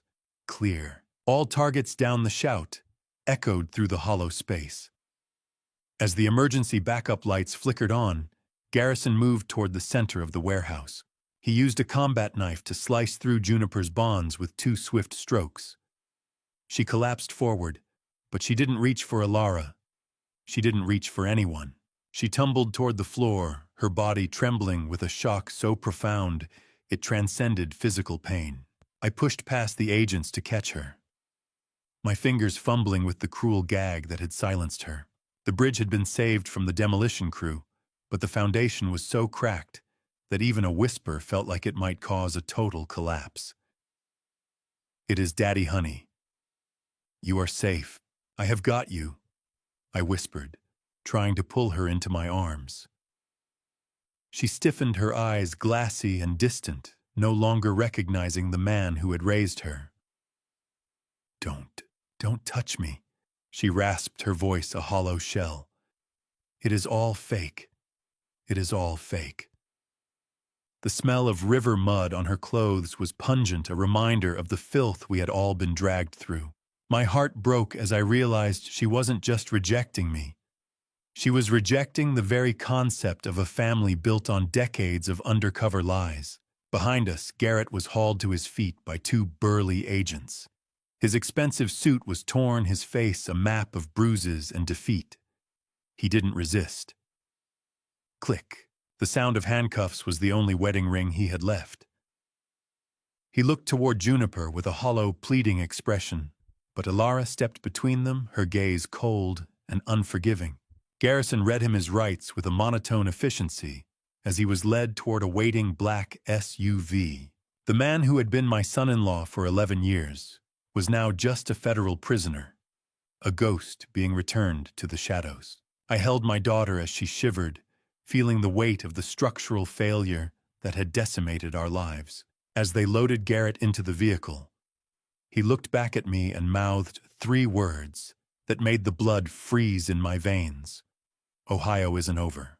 The threat hung in the air like a poisonous fog, a chilling reminder that our survival was far from guaranteed. The sirens of the approaching ambulances cut through the humid night air, a mournful wail that felt like the final funeral song for the life I used to know. The fluorescent lights of the emergency room were a jagged contrast to the warehouse's shadows, exposing the cracks in our family that no amount of medical care could ever stitch back together. I stood by as the paramedics handed Juniper over to the hospital trauma team, my boots squeaking on the pristine white linoleum. The sterile environment felt hostile, a bleached world of antiseptic and floor wax that offered no comfort for the mud-caked reality we had just fled. Juniper remained catatonic, her eyes fixed on a point somewhere behind the doctors, refusing to acknowledge the hands reaching out to stabilize her. The lead trauma physician, a tired woman in her 50s with kind eyes, pulled me aside in the hallway. "She's suffering from acute dissociative shock, Mr. Sterling," she explained, her voice low and clinical. "Physically, she has severe dehydration, bruising around her wrists and ankles consistent with prolonged restraint, and early signs of hypothermia from exposure. We're treating her for all of that, but the psychological trauma is far more severe. She's built a wall, a mental barrier to protect herself from processing what happened. Right now, anyone connected to the trauma, including you and your wife, represents a threat to that wall. She needs time, space, and professional intervention before she can let you back in." I felt a structural failure in my own chest as I realized my daughter wasn't just physically exhausted. Her spirit had effectively evacuated the premises. The hospital safety protocols were immediate and cold, turning Alara and me into outsiders before we could even explain ourselves. Because of the nature of the assault, we were restricted from the primary trauma bay, forced to watch from behind the thick glass of the waiting area. Alara tried to step toward the gurney as it moved, but Juniper's hand spasmed, a reflexive jerk away from her mother's touch that left the air between them vibrating with rejection. Flinch. That one movement hurt worse than the warehouse guards' rifles ever could. I watched the devastation on Alara's face, a professional agent's mask, finally failing to hide the raw heartbreak of a mother who had returned from the dead, only to be treated like a ghost. In the background, Thane Garrison remained a silent sentinel leaning against a vending machine while coordinating with a team in Ohio over an encrypted line. His presence was a constant low-frequency hum of a reminder that the danger hadn't fully dissipated with Garrett's arrest. "Let the doctors work Alara," I said, my voice sounding hollow as I led her toward the cold, tactile feel of the waiting room plastic chairs. "She needs space." Alara looked at me, her eyes wet and ancient. She looked at me like I was one of them brooks, she whispered. Like I was the monster. "A bridge doesn't just need steel and concrete. It needs the space between the banks to be trusted. And right now, the gap between us and our daughter was a mile wide. The hum of hospital ventilation was the only thing filling the silence, until a neurologist finally approached us under the flickering of a faulty ceiling light. He explained that Juniper was suffering from a severe dissociative episode, a mental wall built to protect itself from the trauma of the kidnapping and the impossible resurrection of her mother. He was blunt. For now, we were part of the trauma, not the cure. He revealed that her non-responsiveness wasn't a general shock, but a targeted psychological defense specifically against us. "So we're still ghosts to her," I murmured, realizing that in saving her life, we may have permanently severed the connection to her heart. Garrison suddenly lowered his phone, his face a grim mask of bureaucratic bad news. He walked over to us, ignored the sterile surroundings, and whispered the words that killed the last of my hope. "The team in Ohio just made entry, but the house was empty." The word empty was becoming the recurring theme of my life. Empty coffin, empty promises, and now an empty house in Ohio that meant the nightmare wasn't finished. It was just relocating. We drove back to our Atlanta home in a heavy, oppressive silence that felt thicker than the Georgia humidity. As I pulled the truck into the driveway, the familiar silhouette of the house seemed like a stranger's property, a stage where I had played a role I didn't even know was scripted. We went inside to gather Juniper's things, moving like ghosts through our own history. I walked into Juniper's old bedroom, a space preserved like a museum of a time before Garrett Kendrick ever existed. The air smelled of old gymnastic chalk and lavender. I touched an old gymnastics trophy on the shelf, the metal cool and honest against my palm. It was a sharp contrast to the structural lies that had compromised our foundation. I realized with a stabbing ache that while we had saved her life, the girl who lived in this room, who trusted the world without reservation, was gone forever. "I keep looking for the cracks in the walls, Ilara," I said, as she appeared in the doorway. "I forgot the foundation was never solid to begin with." "We did what we had to do to keep her here, Brooks," she replied, but her voice lacked its usual tactical certainty. "Can you ever truly forgive the person who saved your life by breaking your heart?" I looked at her, realizing that my genuine, bone-deep grief during the funeral had been used as a tactical asset by the FBI. I had been the perfect cover because my pain was real. "I buried you, Ilara. I felt the dirt on my shoes and the hollow failure in my chest. You let me break because you needed the performance to be authentic enough to fool a monster." We migrated to the back porch as a gray, uncertain dawn began to bleed through the trees. The sound of early morning crickets provided the only soundtrack to our reckoning. "I didn't need a performance. Brooks, I needed a shield," she said, her voice finally cracking as she leaned against the cool wooden porch railing. "Your love for me was the only thing strong enough to hide us from the Covenant." I felt the anger in the air begin to settle, replaced by the crushing weight of our shared responsibility. We were two old pillars holding up a roof that had already blown away in the storm. I looked at my wife, the librarian, the agent, the woman who had spent 20 years paying Leander Finch to act as a failsafe for an empty coffin. Her plan was decades in the making, a bridge built with secret bolts. I reached out my hand, trembling, and found hers. The warmth of her skin was the only truth I had left. "Don't ever die on me again, Ilara. Not for any mission, not for any ghost," I whispered. She squeezed my hand, her grip firm. "Deal. No more ghosts." We sat in the silence of the dawn, two survivors of a war hidden in plain sight, acknowledging that the path forward was narrow and unstable. I squeezed her hand, feeling the pulse of a woman I'd mourned and found again, but the peace was shattered by the sharp, persistent trill of Garrison's ringtone on my phone. The bright screen was an intrusion into the quiet, a reminder that the world was still waiting to collapse.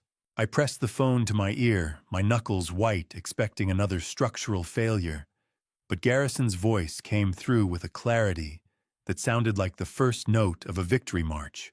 The golden light of the Georgia sunrise began to spill across the porch, illuminating the wear on the wooden boards and the steady, calm tone of the agent on the other end of the line. "The boy is safe," Brooks Garrison said. "We located Garrett's son and secured him in a safe house near Columbus, Ohio, just before the Covenant's cleaners could act. The rescue of that child wasn't just a side quest. It was the primary condition Garrett had set for his full cooperation against the boss. With the boy in protective custody, the leverage they held over Garrett's secondary life was officially neutralized." I let out a breath I felt like I'd been holding for 30 years, the warmth of Ilara's hand providing the only ground in a world that was finally stopping its spin. "Does Garrett know?" I asked, my voice thick with relief. "Does he know his son is free?" "He knows," Garrison replied, "and he is talking. He gave us everything." Garrison began to detail the systematic collapse of the empire. Following the warehouse raid, 47 members had been arrested across 6 states in a single coordinated strike. The $1.2 billion ledger found in Garrett's possession provided the FBI with the structural blueprint they needed to dismantle the organization forever. 47. A whole empire reduced to a list of mugshots. I realized then that the bridge Ilara started building back in 1996 had finally reached the other side. "It took 30 years, Garrison Moy murmured. 30 years of hiding for one single morning of peace." We moved into the living room, the smell of early morning coffee brewing in the kitchen, offering a mundane comfort that felt almost alien. I picked up the remote, the tactile smoothness of the plastic familiar in my hand, and turned on the television.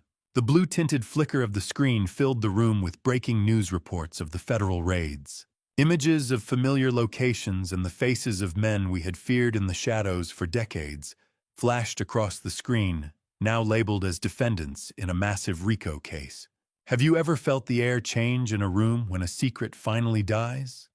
It's lighter, cleaner, like the first breath after a fire. I looked at Alara, seeing the librarian, and the agent finally merge into a woman who was truly out of the shadows. "Look at that, Alara," I said, pointing at the screen where the Covenant boss was being led away in a jumpsuit. "They are just men, not ghosts." The news anchor announced that the boss was facing so many new federal charges, he was being moved to a supermax facility, ensuring he would never see the sun again. "It's really over, isn't it?" she asked, her voice small. I nodded, but as the screen flickered with images of the arrests, I felt a single heavy stone lift from my chest, only to be replaced by another. The dismantling of the empire was a victory, but I remembered the daughter still lying in a hospital bed, who didn't even know her nightmare was over. The shadow had lifted from the world, but the light hadn't yet reached the one person who needed it most. 30 days of silence followed the loudest night of my life. Healing isn't a sudden surge of light. It's a slow, agonizing crawl through the wreckage of a life you no longer recognize. I stood by the observation window of Quiet Oaks Recovery Center, watching Juniper through the glass.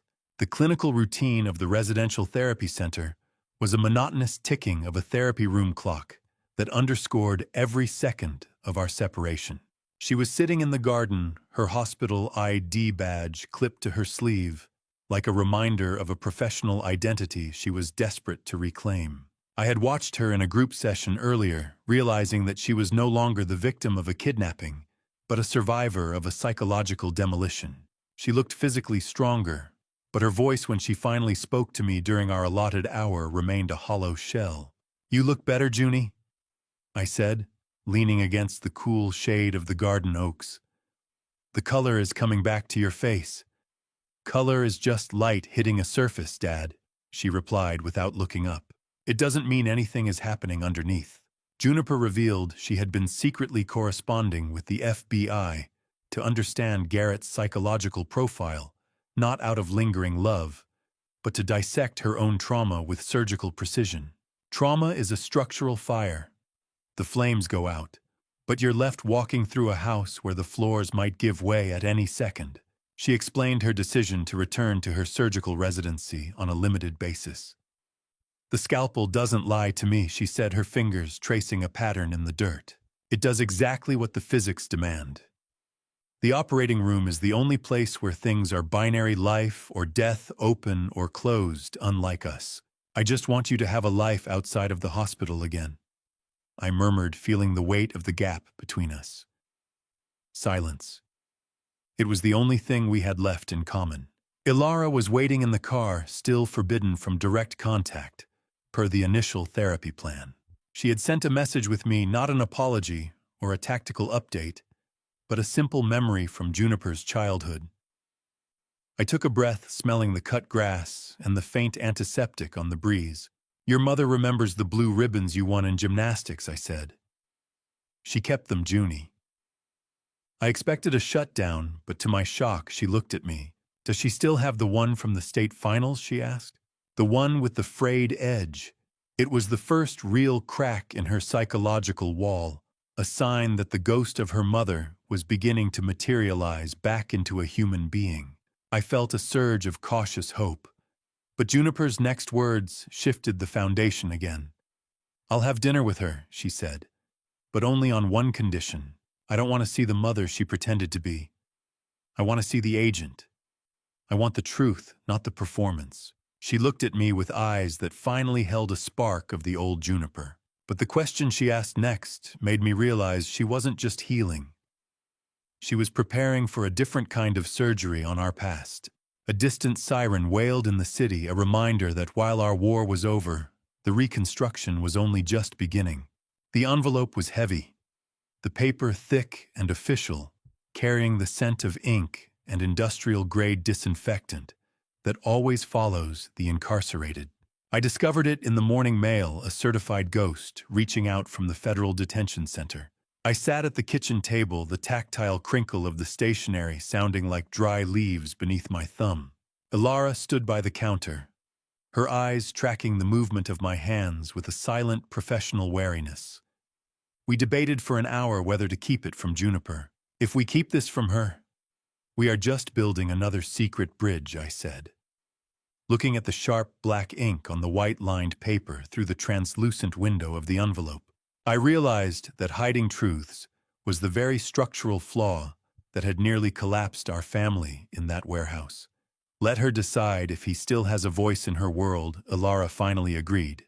I took the letter to the recovery center 5 weeks after the raid, presenting it to Juniper in the quiet garden as her final structural test of the past decade. She sat on a bench under the cool autumn oaks, the wind rustling the branches overhead. Garrett didn't ask for forgiveness in those pages. Instead, he provided a clinical, almost remorseful breakdown of the assignments he had been given.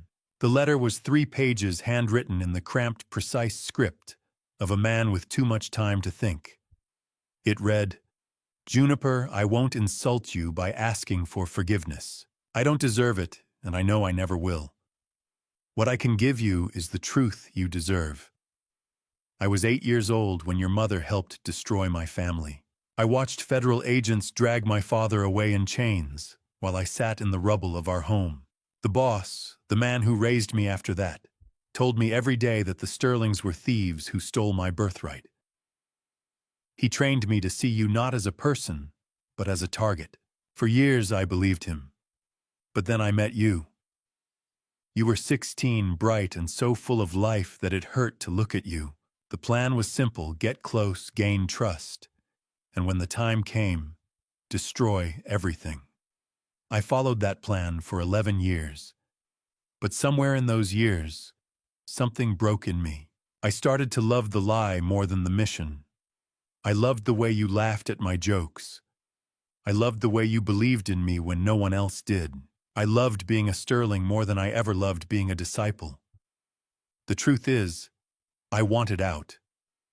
I wanted to take you and run. But the boss had Caleb, my real son, the boy I fathered in my other life. He told me if I didn't finish the job, he'd kill him. So I kept lying, kept playing both sides, hoping I could find a way to save everyone. I failed. I named Caleb after your father, Juniper. Even when I was pretending to hate the Sterlings, I couldn't stop respecting the man who showed me what a real father looked like. I hope that tells you something, even if it doesn't change anything. You deserved a real husband. You deserved a real life. I'm sorry I stole that from you. Garrett. He revealed that he had originally planned to flip on the Covenant years ago, but my wife's faked death had convinced him he had no allies left in the light. The most staggering revelation, however, was about his life in Ohio. He wrote that his son was named Brooks. Juniper stared at the page, her fingers trembling against the paper. He named him after you, Dad. Even his betrayals were built on a stolen respect for our family. Ash. That was all that remained of an 11-year marriage in her mind. The letter further revealed that the primary wife in Ohio was actually another FBI informant Ilara had planted years ago, making Garrett's entire second life a closed loop of federal surveillance he never saw coming. Juniper didn't cry. She asked me for a lighter. I watched the paper curl and blacken in the cold air, the smoke carrying away the last remnants of Garrett Kendrick. She watched the grit of ash settle on her fingertips with a look of nauseating clarity. I don't need his apologies, she said, her voice finally carrying the weight of a woman who had reclaimed her own territory. I need his absence. A name is the most basic component of a structure, and hers had been carrying a load it was never meant to support for too long. She turned to me, the spark in her eyes catching the pale morning light. I am ready to be a Sterling again, Dad. One that isn't under surveillance. One that is real. The foundation is finally clear, Junie, I replied, feeling a sense of triumphant rebirth wash over both of us. The parasite had been deleted. As the last piece of the letter turned to gray dust and vanished into the grass, she looked at me with a definitive, honest gaze. "Now tell me everything about the night you and Mom really met," she said. I realized then that the bridge between us wasn't just repaired, it was finally built on a foundation of truth. I took a deep breath, ready to tell the story, without the shadows, knowing the load-bearing walls of our life could finally hold the weight of our history. The sunlight hit the steel cables of the Sydney Lanier Bridge with a brilliance I hadn't seen in years, casting a web of shadows across the water that felt like a map of a journey finally concluded. The smell of hickory smoke and lighter fluid was the first honest thing to fill our backyard in over a decade. 6 weeks had passed since the night at the warehouse, and the Georgia air was finally beginning to lose its heavy, humid grip. I stood by the small fire pit watching Alara and Juniper. One by one, my daughter fed the wedding album and framed photos of Garrett into the flames. She watched the glossy memories of a fabricated marriage curl into black ash with a quiet, ceremonial intensity. It was the dismantling of a structural parasite that had occupied our home for far too long. For the first time, Alara didn't watch the perimeter or scan the tree line. She only watched her daughter. "I am not burning the memories, Dad," Juniper said, her voice finally carrying a resonance I recognized. "I am burning the lies they were printed on." I nodded, reaching out to squeeze Alara's hand. The warmth of her palm was steady and real. "It is okay to let it go," Junie, Alara said softly. "There is finally room for something real. A fire is a strange thing. It can destroy a house, or it can be the only thing that keeps you warm while you build a new one." The mood shifted from the purge to the grill as I began the ritual of a standard Sunday BBQ. There were no encrypted phones on the table, no hidden surveillance, and no pretension of a perfect son-in-law. We talked about the mundane, Juniper's upcoming surgical rotation, and my new contract for a suspension bridge in Savannah. Alara sat on the patio, the orange glow of sunset on the pine trees illuminating a face that looked younger than I'd seen it in decades. She revealed then that she had officially resigned from the bureau, choosing a true retirement over the consultant life she had secretly maintained. She told the real story of how we met stripping away the librarian cover. "He spilled his coffee on my surveillance notes." She laughed, the sound of ice clinking in her tea glass like music. "I thought he was a mole trying to distract me. He was just clumsy." "I wasn't clumsy," I countered, smiling as I flipped a burger. "I was terrified of how beautiful you were." Home. For the first time, it didn't feel like a fortress. It just felt like home. Juniper sat back watching us with a peaceful clarity. She told us she had started a trust fund for Garrett's son in Ohio, choosing to break the cycle of revenge with a quiet act of grace. As the sun dipped below the horizon, I watched my wife and daughter laughing together in the twilight. I thought of the suspension bridges I spend my life inspecting, how the tension is what gives them strength, provided the anchors are deep. We had found our bedrock. "We are solid, Brooks," Alara said, leaning her head on my shoulder. "No cracks." I looked at my family, realizing the structure was finally sound. I watched the last spark of the wedding album drift up into the night, a tiny orange star that eventually vanished into the real ones. And I knew that whatever bridge we built from here wouldn't just hold, it would soar. A bridge is a promise kept in steel, a silent agreement between two shores that the gap between them can finally be crossed without fear. 3 months after the warehouse raid, I sat in my engineering office, the weight of the final project ledger in my hand. Thane Garrison dropped by for one last unofficial visit, his presence no longer carrying the jagged edge of a tactical threat. "He's gone," Brooks Garrison said, his voice reflecting a quiet, bureaucratic finality. The heart just gave out in his supermax cell. No more disciples, no more sleeper agents. The architect of the covenant was dead by natural causes. I expected to feel a surge of triumph, a final roar of justice, but I just felt light. The ghost who had haunted my marriage for 30 years had simply evaporated with the passage of time. Garrison mentioned, almost as an afterthought, that he had been providing anonymous support for Garrett's son in Ohio. Ensuring the boy's education was paid for a final act of symmetry for the child Ilara found in the rubble in 1995. I realized then that the Bureau wasn't just closing a case, they were finally healing a wound. A month later, I took Ilara and Juniper to the Sydney Lanier Bridge in Brunswick. The taste of salt air was sharp and invigorating, a clean break from the stagnant river mud of our past. We stood on the observation deck, the tactile vibration of the steel cables under my feet, feeling like a living pulse. Lies are the rust of the soul. Truth is the galvanization that makes the steel last forever. I explained the physics of the suspension system to them, using the massive cables as a metaphor for our own survival. The anchors have to be deeper than the river is dark, I said, pointing to the massive concrete foundations submerged in the churning water. That is what we did.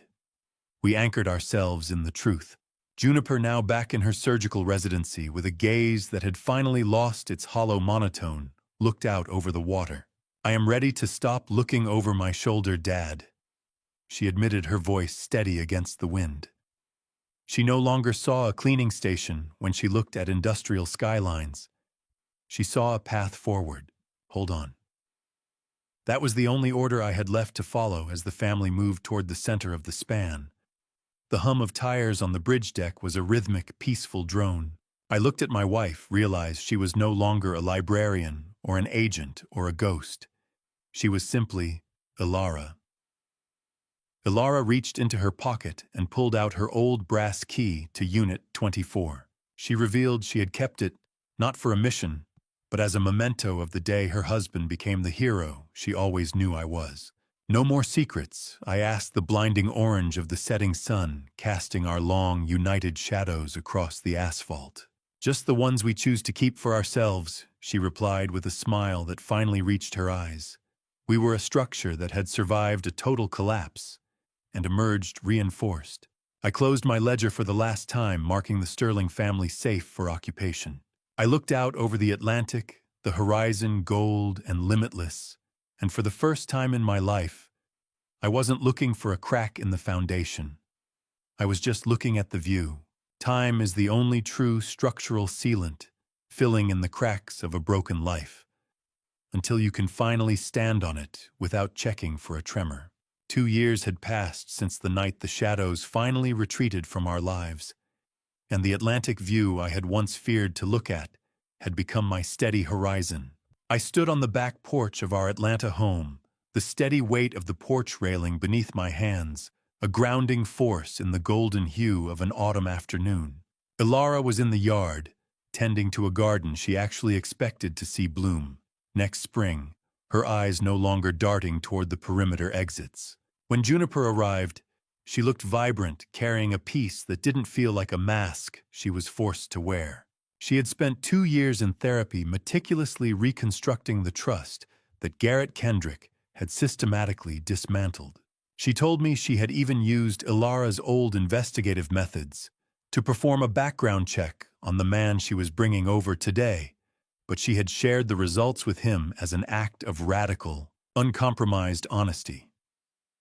"He's almost here, Dad," she said, leaning against the post beside me. "I promise he's exactly who he says he is.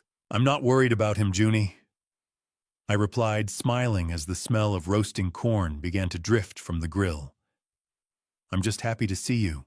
A few minutes later, Elias Thorne, a 34-year-old history teacher with ink-stained fingers and a smile that reached his eyes, walked into our lives without a single secret to hide.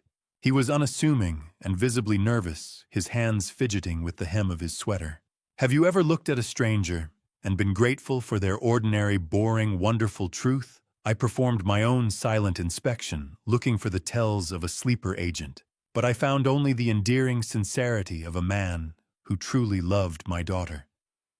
"It's an honor to finally meet you, Mr. and Mrs. Sterling," Elias said, shaking my hand with a grip that was honest and a bit sweaty. "Juniper has told me, well, she's told me everything. Everything is a lot of weight to carry, Elias," I said, pulling out a chair for him. "Pull up a seat." Ilara greeted him with a warmth that was no longer a tactical cover for an interrogation. Laughter, It was the only sound we hadn't had to fake in a decade. We sat at the outdoor dining table as the sun began to dip, casting long, peaceful shadows across the lawn. The conversation flowed easily. Elias talked about his students' struggle with the Civil War, and Juniper discussed her upcoming chief residency. There were no encrypted phones on the table, no undercurrent of surveillance. The Sunday BBQ was no longer a performance for a spy. It was a celebration of a family that had survived a total structural collapse. "I think the foundation is holding Alara," I whispered as I leaned toward her. "Better than holding Brooks," she replied. "It's growing." Elias then reached into his bag and revealed he had brought a gift, a collection of letters from the boy in Ohio. "He's thriving," Elias explained, handing me the tactile warmth of a fresh envelope. "He wanted you to know." As Elias handed me the first letter from the boy in Ohio, I realized that we hadn't just saved our own family. We had reached across the gap to save the next generation from the rust of the past. A perfect southern afternoon isn't about the absence of heat, but the presence of people who finally have nothing left to hide from one another. I stood by the grill, the smell of slow-roasted pork and hickory smoke drifting up into the golden Georgia evening. I watched the steam rise from the ceramic plates in my hands, feeling the tactile warmth seep into my palms. It was a weight I carried gladly. Around the table on the patio, the conversation was no longer a tactical minefield or a series of carefully constructed cover stories. Elias was asking Alara about her real childhood in Maryland, and she was answering him with a lightness I hadn't seen in decades. She didn't check her mental ledger. She didn't look at the gate. I discovered during the main course that Elias has been helping Juniper write a memoir about the woman who wasn't there, turning our shared trauma into a tool for others to find their way out of the dark. "I think these are the best ribs you've ever made," Brooks Juniper said, reaching for a side dish with hands that were steady and sure. "No structural failures in this batch." I caught her eye and smiled. "That is because I didn't have to keep one eye on the driveway this time, honey. A family is like a suspension bridge.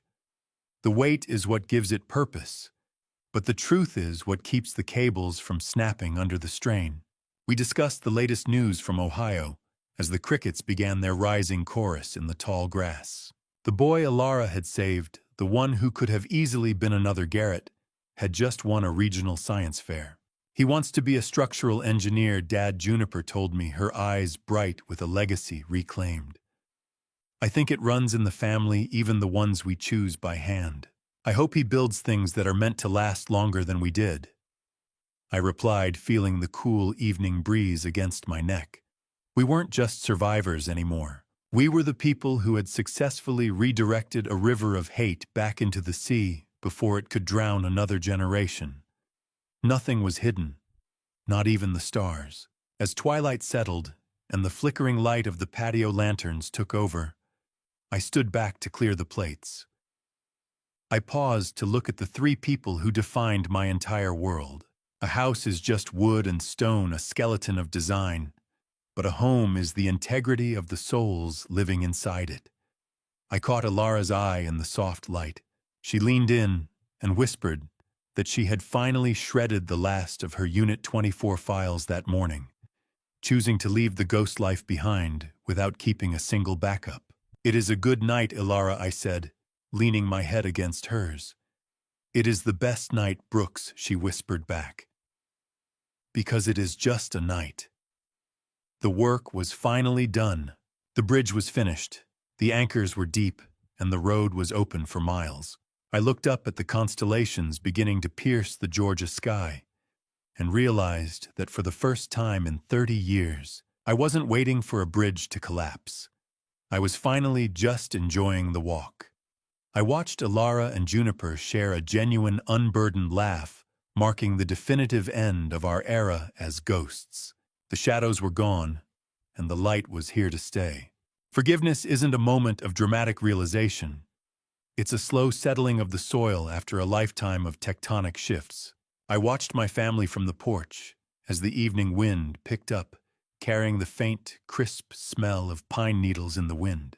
Ilara moved through the kitchen behind the screen door, her silhouette defined by a lightness she never possessed during her years as a librarian hiding a federal badge. I reflected on her decades of deception, not with the sharp, jagged edge of betrayal, but with the weary, profound understanding of a partner in survival.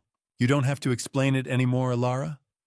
I murmured as she stepped out to join me, the cool feel of the wooden door frame steady beneath my hand. "I see the bridge you built. I see why you kept the cables hidden." She leaned her head against my shoulder, her breath a warm contrast to the cooling air. "I just wanted you to have a life that was yours, Brooks," she whispered. "Not theirs." I realized then that her lies weren't a lack of trust in me, but a sacrificial act of protection that I was finally ready to stop resenting. I contemplate my life's work as a bridge inspector and how it prepared me for the structural collapse of my family. I understand now that a bridge's strength doesn't come from being rigid or impenetrable, but from its ability to absorb tension and distribute weight without snapping. We were a new design forged in the fires of the warehouse and the funeral. Rust only wins if you stop looking for it, and for 30 years we had both been looking in our own ways. A bridge is just a way to beat the distance. Love is just a way to beat the dark. I realized a secret of my own in that quiet moment. I had suspected the truth of her past years ago. I had seen the inconsistencies, the way she handled a knife, the way she scanned a room, but I had chosen the lie to keep our peace. We were both architects of the same deception, building a sanctuary out of shadows. I looked up at the Georgia stars, feeling the immense scale of the world and the small, sturdy sanctuary I had reclaimed. The sound of distant, fading cicadas provided a rhythmic backdrop to my thoughts of the sun in Ohio and the legacy of truth we've left behind. Safe. The most beautiful word in the English language. It wasn't just a status on a report anymore. It was the atmosphere of my home. I walked back inside, the tactile warmth of the kitchen air wrapping around me like a blanket. Juniper looked up from the table, her eyes clear and unburdened. "Coming in, Dad?" she asked, her voice bright and genuine. I looked at my wife and my daughter, the two anchors of my existence. "I'm already home," I replied. My final structural report wasn't for a suspension span or a concrete pier. It was a personal letter I had already begun drafting to the boy in Ohio, offering him the one thing Garrett never truly had, a mentor who understands how to build things that are meant to last. I turned off the porch light with a firm click, leaving the shadows to the past, and stepped into the warm, honest glow of a house that finally had no more room for ghosts. The structure was sound. The inspection was over. I turned off the porch light, leaving the shadows to the past, and stepped into the warm, honest glow of a house that finally had no more room for ghosts. The silence of the house was complete now, a heavy, peaceful stillness that allowed me to sit in my private study and listen to the hum of the desk lamp. If you looked at the people you love right now, really looked at them, would you recognize the ghosts they're keeping at bay? It is a question that has haunted me for 30 years, and as I sit here clicking these laptop keys, I realize that structural integrity has very little to do with steel and concrete. I spent my entire career looking for hairline fractures in physical spans, while ignoring the massive fissures widening in my own living room. It is a dangerous kind of blindness, one that I have begun to document in these entries as a guide for Garrett's biological son in Ohio. I want that boy to grow up with a blueprint for integrity, a set of notes on how to spot the rust before the whole deck gives way. I used to think a bridge was safe because it looked solid, but now I know it's only safe because it's been tested by the weight of the truth. We all have a Unit 24 in our lives, a locked room where we keep our tactical secrets. The trick isn't keeping the door shut forever. It is knowing when to open it. Forgiveness isn't about the absence of pain. It's the presence of enough truth to hold the weight of the past. Are you listening? Because the crack in your own life is rarely where you are looking for it. It is often hidden behind a domestic mask or a librarian's quiet smile. I look at Ilara now, and I understand that you can't go back to the way things were before the collapse. You can only go forward to the way they are now. Her greatest mission wasn't catching a criminal or dismantled an empire. It was ensuring our family survived the wreckage of her own identity. Trust isn't the absence of secrets. It's the realization that the structure is strong enough to weather them. A story is just a bridge between two people, and I hope this one held your weight through the darkest parts of our crossing. Juniper is back in her residency, learning every day that a scalpel can heal as much as it can cut, provided the hand-holding, it is steady. I look down at the cold feel of my wedding ring, the same one I wore to a funeral that wasn't a funeral, and I acknowledge that even ghosts need a place to call home. Safe. The most beautiful word in the English language. This Project 143KV4 was never just a case file. It was my own hidden anchor. The code name itself was a secret I kept. Even when I was at my angriest, 143 for I love you and KV4 for Ilara's original agent ID. Everything is a bridge to somewhere else, and I have finally found where I'm supposed to be. I am closing the digital ledger now, the gray light of evening through the window, marking the end of my vigilance. This is Brooks Sterling. Inspection complete. I close the laptop, the screen going black, and reflecting my face not as a widower and not as a victim, but as a man who finally knew the difference between a secret and a sanctuary. I close the laptop, the screen going black, and reflecting my face not as a widower and not as a victim, but as a man who finally knew the difference between a secret and a sanctuary. A story doesn't really end when the last word is spoken. It ends when the listener finally feels safe enough to stand up and walk back into their own life. I felt the tactile smoothness of the door handle as I stepped out of the study, leaving the digital ledger behind for the last time. The warmth of the living room light spilled into the hallway, a soft amber glow that felt like a physical embrace.